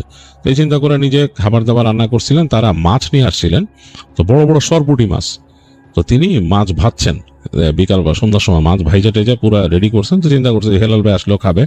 নিজে খাইলেন, খেয়েটে, এবং চারিদিকে এমন গন্ধ হয়ে গেছে। তাদের যে কোয়ার্টারটা ছোট, তো ওই কিচেনের পাশে আবার ওরকম জালনা টালনা নাই, ওই জাস্ট একটা ফ্যান দিয়ে একটু বাতাস বেরোয়, তোরকম না, মানে পুরা। তো তিনি দরজা খুলে রাখছেন সন্ধ্যার পরে।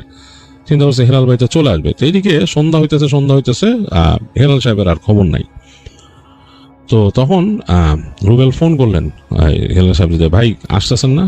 আমি আসতে পারি, হয়তো আমার আস্তে আস্তে রাত হইতে পারে, রাতটা নামাই দিয়ে যাবে হয়তো আমারে, থাকো এসে। বলছে ঠিক আছে, খাবার দাবার রেডি করে রাখছি আপনার জন্য, এসে খান, আমি শুয়ে পড়বো না। বলে সে মোটামুটি হাঁটাহাঁটি করলো তাদের কোয়ার্টার আশপাশে, এই ধোঁয়া টোয়া রান্নার এগুলো বের করে দেওয়ার জন্য। হাঁটাহাঁটি করে সে যে দরজা লাগায়, চিন্তা করে শুয়ে পড়ি, হেলাল ভাই আসলে তারপরে আমি পাম্প টাম ছাড়বো না, এখন একটু ঘুমাই যাই, অথবা হেলাল ভাই নিজেই ছাড়বে, অসুবিধা নেই। তো সে তো বলছে যে রাতটা নামাই দিবে তারে, তো আমি শুয়ে পড়ি, আর গেট নক করলে খুলে দিব, এই চিন্তা করলো। তো চিন্তা করে সে ঘুমায় পড়ে, এবং ঘুমায় কিছুক্ষণ পর সে একেবারে ঘুমে তলায় যায়। তো কতক্ষণ ঘুমাইছে বলতে পারে না, হঠাৎ করে একটা শব্দ হইলো, কেমন যেন একটা শব্দ হয়েছে, ধুম ধুম করে শব্দ হয়েছে। শব্দতে তার ঘুম ভেঙে গেছে। তো ঘুম ভাঙার পরে দিক ওদিক তাকাইতেছে, মানে বোঝার চেষ্টা করতেছে যে কিসের শব্দে ঘুম ভাঙলো।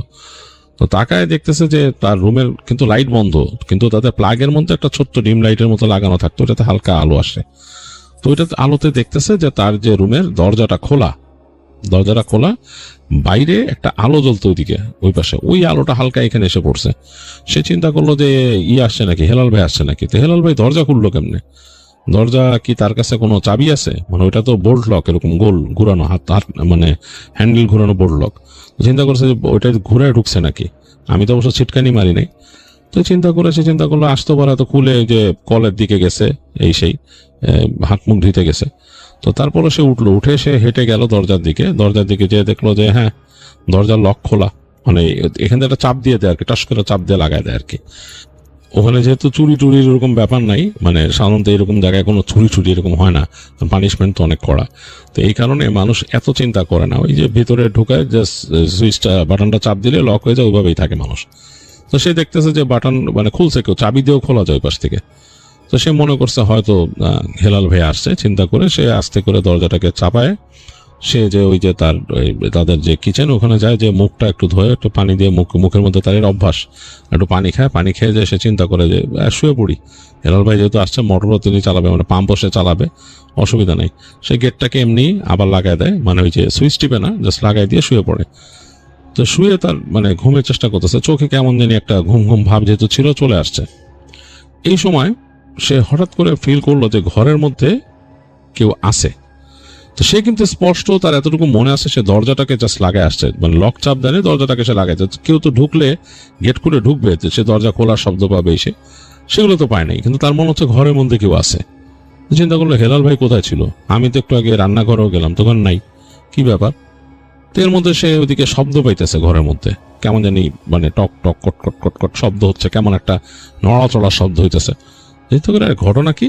তো তাদের একটা টেবিল ছিল, টেবিলটা হচ্ছে মানে তার বিছানা আর হেলাল সাহেবের বিছানা, এই পাশে মানে হেলাল সাহেবের মাথার কাছ দিয়ে হচ্ছে কিচেনে যাওয়ার রাস্তা, ওইখানে কিচেনে যায়। আর এই পাশে তার মাথার থেকে একটু সাইড হলো টেবিল, ওখানে বসে দুজন খাইতো আর কি। অনেকে আছে ওই যে মাটিতে বসে খায়, কিন্তু ওখানে মাটিতে বসে খাওয়ার মতো যথেষ্ট জায়গা ছিল না ওখানে, তারা দুজনেই টেবিলের মধ্যে বসে খাইত। তো সে সাউন্ড পাইতেছে, মনে হচ্ছে টেবিলের ওই সাইডটাতে একটা চেয়ার আছে, ওইখানে মনে হচ্ছে শব্দ হচ্ছে। তো চিন্তা করলো ঘটনা কি। তো সে আস্তে করে মাথাটা একটু উঁচা করলো, উঁচা করে তাকায়, বোঝার চেষ্টা করতেছে হালকা যে একটু আলো আছে ডিম লাইটের মতো, মানে ঠিক ডিম লাইট না, একটা এশিয়ান প্লাস্টিকের মধ্যে একটু হালকা আলো, ওখান থেকে অল্প আলো এসে ওখানে লাগতেছে টেবিলের ওখানে, একটা বোঝা যাচ্ছে টেবিলটা, এবং তারপর একটা অবয়ব বোঝা যাচ্ছে। চোখে অন্ধকারটা শুয়ে আসলে কয়েক সেকেন্ডের মধ্যে এখানে মানে ভয় পেয়ে গেল আসলে রুবেল হোসেন। তার কাছে মনে হলো ওই চেয়ারটার ওইখানে বড় কোনো সাপের মাথা, ফনা ধরা, এবং এটা এত বড় ফনা, প্রায় 1.5-2 ফিট একটা ফনা, এরকম মনে হচ্ছে ওই জায়গাটা অবয়বটা এরকম মনে হইতেছে ঠিক মানে তাদের ওই চেয়ারের উপর, এবং ওই চেয়ারের উপর বসে টেবিলের থেকে কিছু নিচ্ছে এরকম ভাবে। তো ভয়ে তার কলিজা উড়ে গেছে রুবেলের, এবং রুবেল তখন করছে কি মানে হাত দিয়ে এরকম থাবাচ্ছে শুধু আস্তে আস্তে, তার বালিশের কাছে ওখানে তার ফ্ল্যাশ লাইটটা ছিল, টর্চ লাইটটা, ওইটা বের করে সে আলো মারছে।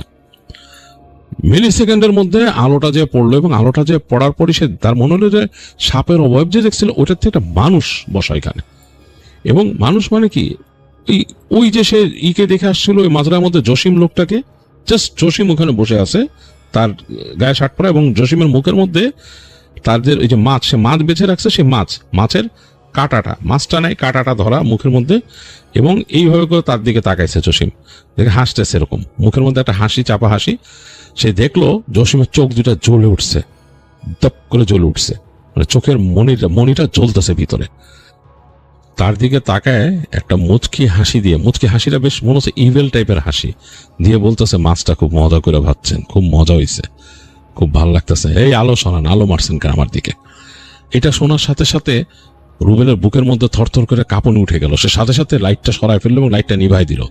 লাইট নিভানোর সাথে সাথে আবার এই যে অন্ধকার, এটার মধ্যে তার কাছে মনে হইতেছে ওই যে সাপের মতো একটা অবয়ব ওইখানে বসা, এবং ওইটা ঠিক মানুষের মতো সাইজের সাপ।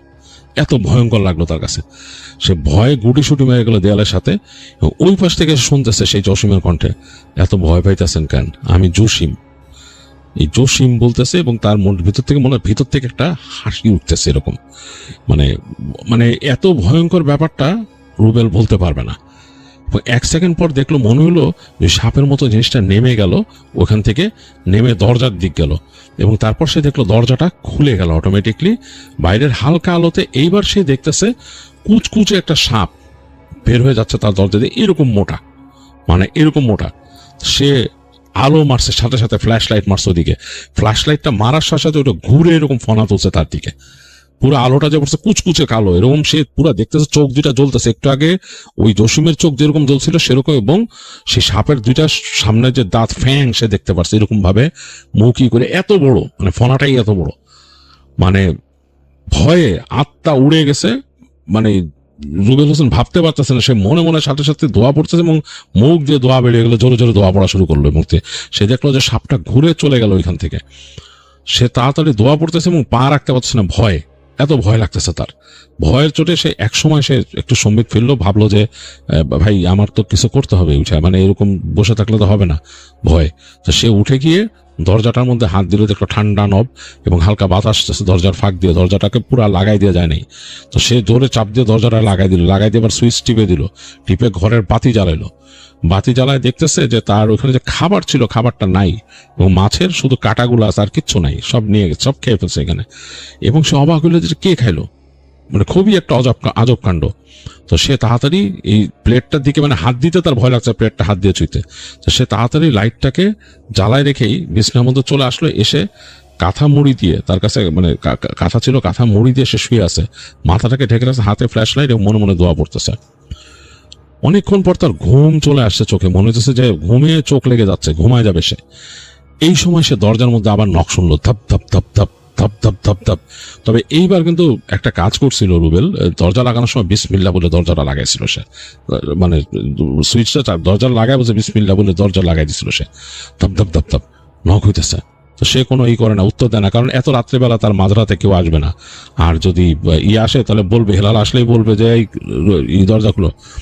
ওই পাশ থেকে বলতেছে কে, একদম কঠিন কথায় সে শুনতেছে যে ওই যে জসিম যে সেই কণ্ঠ বলতেছে, এই রুবেল মিয়া, দরজা খুলো, দরজা খুলো, একটু আসি, তোমার ঘরে আসি, খেয়ে গেলাম, কিছু বলবা না আমারে? কোনো কথা বলতেছে না, রুবেল সাহেব চুপচাপ বসে আছে, কোনো উত্তর দিতেছে না। তারপর বলছে, এ রুবেল মিয়া, এইভাবে খাবার রাখো, মাঝে মাঝে খামো আইসা, বলে আবার হাসতেছে। তারপর রুবেল হোসেনের মনে হলো যে তার ঘরের আশপাশ দিয়ে কেউ হাঁটতেছে, শব্দ পাচ্ছে সে। তারপর কিছু মানুষের কণ্ঠ শুনলো, যে একসাথে কয়েকজন মানুষ গল্প করতেছে বা কথা বলতেছে তার বাসার আশেপাশে।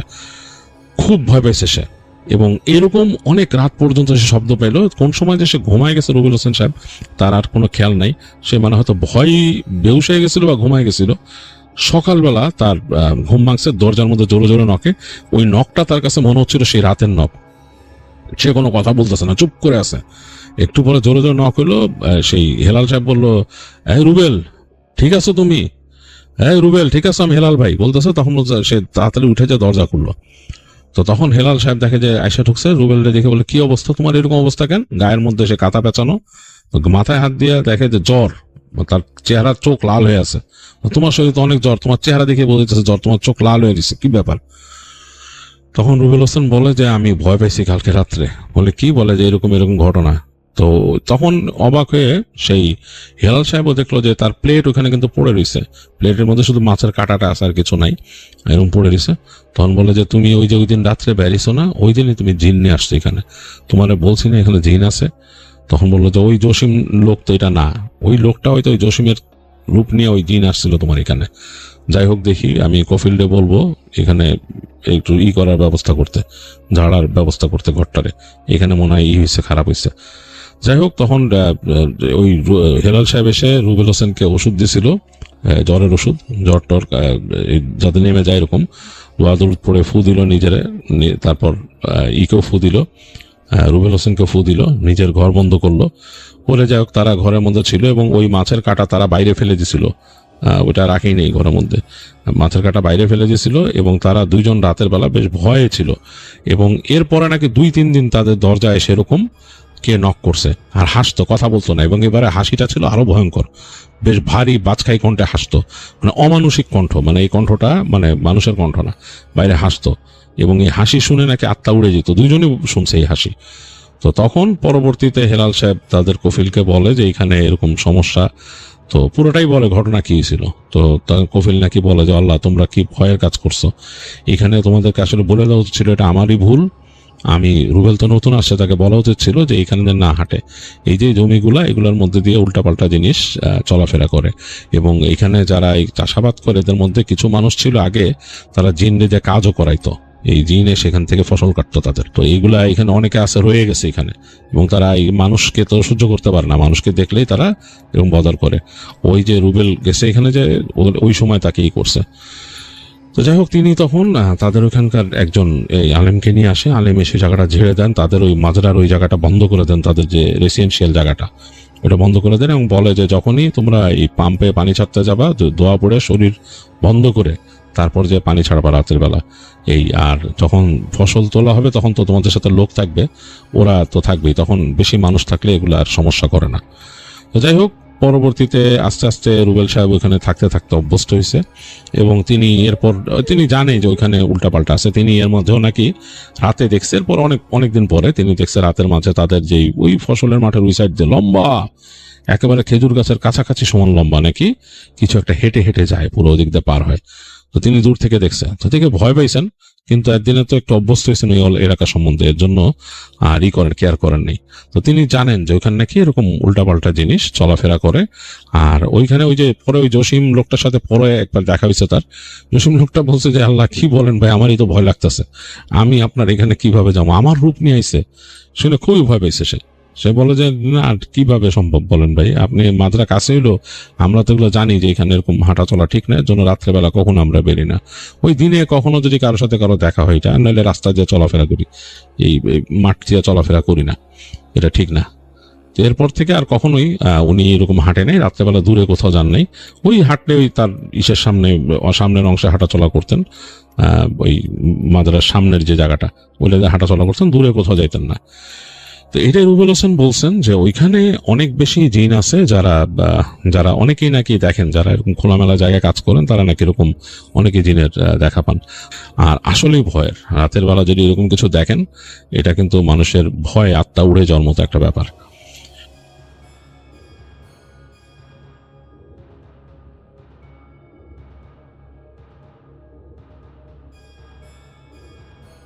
হ্যালো লিসেনার্স, আসসালামু আলাইকুম। আমার নাম রিপন, আমি লালমোহর থেকে বলতেছি।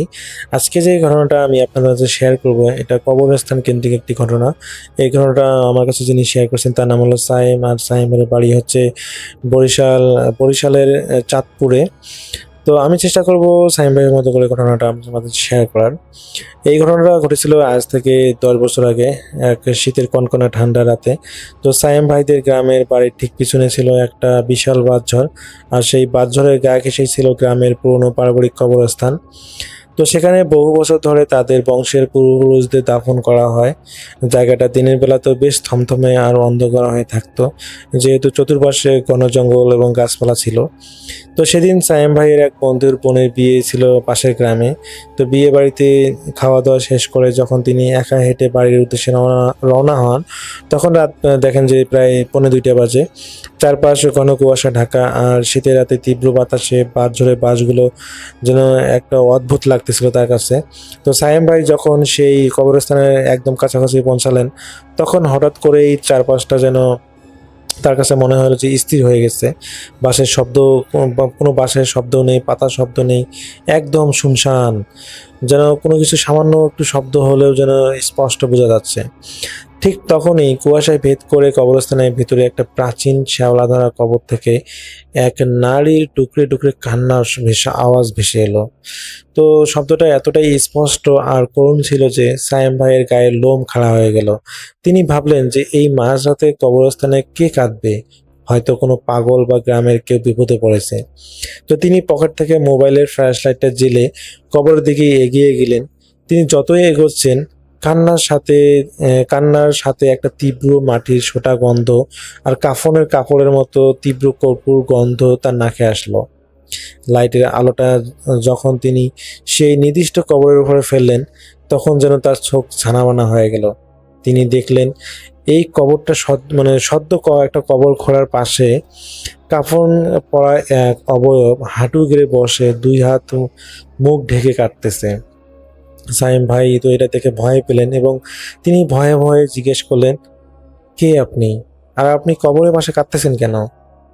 তো সায়েম ভাইয়ের গলার আওয়াজ শোনা মাত্র সেই অবয়বটি বা সেই নারী রূপী সেই মেয়েটা কান্না থামিয়ে দিল। সে আস্তে আস্তে তার হাত দুটো তার মুখ থেকে সরালো। সায়েম ভাই টর্চ লাইটের আলো দেখলেন সেখানে কোনো মানুষের মুখ নেই, কেবল একটা মাংসহীন শুকিয়ে যাওয়া খুলি, যার চোখের কোটর দিকে থেকে তরল তাজা তাজা রক্ত গড়িয়ে পড়তেছে। আর সেই মুখহীন খুলিটা বিকট একটা হাসির ভঙ্গিতে সায়েম দিয়ে তাকালো এবং তাকে জিজ্ঞেস করলো, আমার কবরে মাটিটা বড্ড ঠান্ডা রে, তোর বুকের কোমটা কি আমাকে একটু দিবি? তো এটা শুনে সায়েম ভাই প্রচন্ড পরিমাণ ভয় পান যে এটা তিনি কি শুনলেন, এবং রাসেল ভাই তিনি বলেন যে সেই সাউন্ডটা নাকি একটা কর্কশ শব্দে, বলতে অনেক কটা নারী মিশ্রিত শব্দ যেরকম হয় কর্কশ শব্দে, সেই রকম একটা সাউন্ড। তো এটা শোনার পর তিনি এত পরিমাণ ভয় পান এবং তিনি চিন্তা করেন যে এটা তো কোনো সাধারণ মানুষ হতেই পারে না। তো তিনি বুঝতে পারেন যে তিনি কোনো জিনের পাল্লায় পড়েছেন। তো তিনি পিছন ফিরে এমন একটা দৌড় দেন এবং এক দৌড়ে তিনি বাসায় চলে আসেন এবং বাসায় এসে রাসেল ভাই তিনি সেন্সলেস হয়ে মাটিতে পড়ে যান। যখন সাহেব ভাইয়ের আম্মা বাসায় বের হন যে কোনো কিছু পড়ার শব্দ শুনে, তিনি এসে দেখেন যে তার সন্তান সায়েম মাটিতে পড়ে আছে।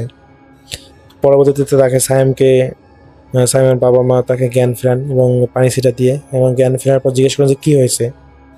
তো সায়েম বলে যে আমাদের ওই পাশের কবরস্থানে আমি এরকম দেখেছি একটা মেয়ে বসে কান্না করতেছে। আমি যখন জিজ্ঞেস করি যে আপনি এখানে এত রাতে কান্না করতেছে কেন, আমি যে দেখি যে তার শরীরের তার অবয়ব এই অবস্থা। তো এটা শুনে সায়েম ভাইয়ের বাবা মাও ভয় পায় এবং পরবর্তীতে দেখা যায় যে সায়েম ভাই রাতে অনেক অসুস্থ হন, তার শরীরে প্রচণ্ড পরিমাণে জ্বর আসে। তিনি সারা রাত ধরে নাকি উল্টাপাল্টা প্রলাপ বকেছিলেন। তো সকালবেলা ওনাকে একটা হুজুরের কাছে নিয়ে যাওয়া হয় এবং হুজুর ওনাকে দেখে বলেন যে ওর কিছু হয়নি, সমস্যা নাই, আসলে ওই হয়তো রাতে কোনো জিন দেখে ভয় পেয়েছে, যার কারণে এরকম প্রলাপ বকেছে। তো সমস্যা নাই, আমি আপনাদেরকে পানি পড়া দিচ্ছি, তাবিজ দিচ্ছি, আশা করি ঠিক হয়ে যাবে। তো সেই হুজুরের কাছ থেকে পানি পড়া এবং তাবিজ নেওয়ার পর সায়েম ভাই প্রায় 15 দিন সেটা ব্যবহার করেছিলেন, পানিটা প্রায় 15 দিন ব্যবহার করেছিলেন এবং এরপর তিনি একদম পুরোপুরি সুস্থ হয়ে যান। তো রাসেল ভাই এরকম করে চলতেছিল প্রায় অনেক দিন। তো ঘটনা আসলে এখানেই শেষ হলে ভালো হতো, কিন্তু রাসেল ভাই ওই সায়েম ভাই একদিন বাজার থেকে ফিরতেছিলেন। এটা আসলে ওই কবরস্থানের পাশ দিয়ে নয়, অন্য একটা রাস্তা দিয়ে, কিন্তু ওই রাস্তাটা ছিল কবরস্থানের অপোজিট পাশে যে রাস্তা একটা সেটা।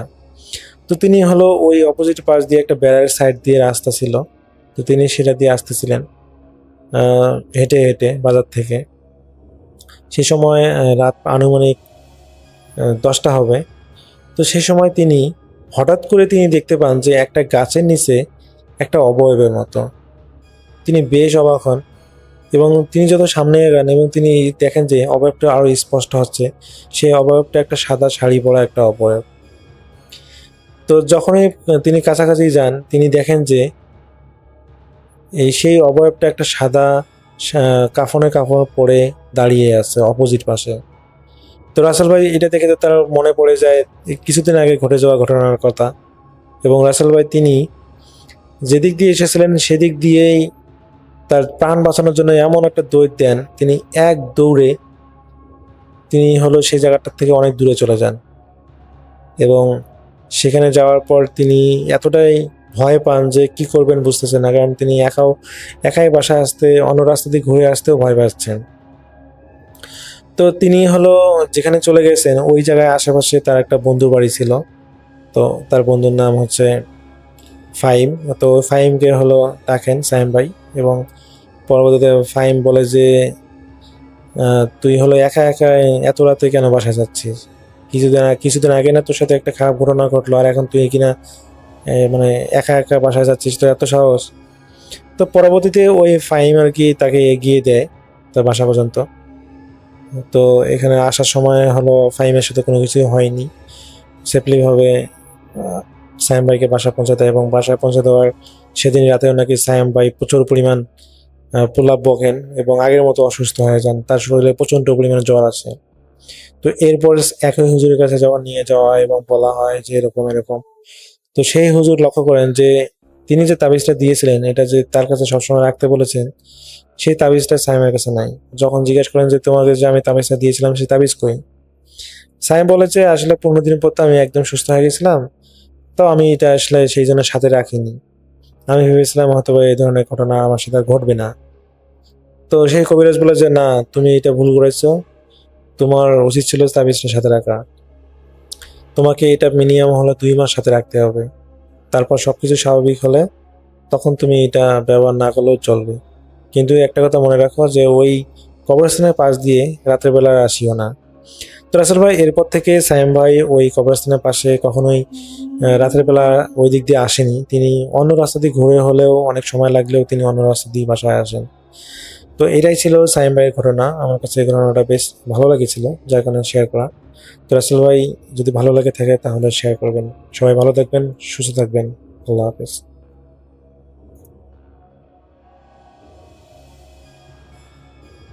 হ্যালো লিসেনার্স, আশা করি ঘটনাগুলো আপনাদের ভালো লেগেছে। আমি চেষ্টা করেছি বাছাই করে ঘটনাগুলো আপনাদের মাঝে শেয়ার করার। আমি প্রতিদিনই ঘটনাগুলো বাছাই করে আপনাদের মাঝে একটি করে এপিসোড শেয়ার করার চেষ্টা করি। যদি আমার ঘটনাগুলো একটু ভালো লাগে তাহলে অবশ্যই এই চ্যানেলটি সাবস্ক্রাইব করবেন।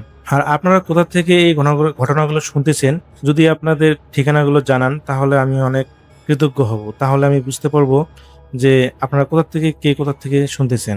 এছাড়াও আপনাদের মাঝে যদি কোনো ঘটনা থেকে থাকে তাহলে অবশ্যই আমাদের ইমেলে দেওয়া ঠিকানায় ঘটনাটা পাঠাবেন। তাহলে নেক্সট এপিসোডে আপনার সেই ঘটনাটা আমরা রাসেল ভাইয়ের মাধ্যমে অথবা আমরা নিজেরা পড়ে শোনাবো। তো ভালো থাকবেন, সুস্থ থাকবেন, এই প্রত্যাশায় আজকের মতো বিদায় নিচ্ছি। আল্লাহ হাফেজ।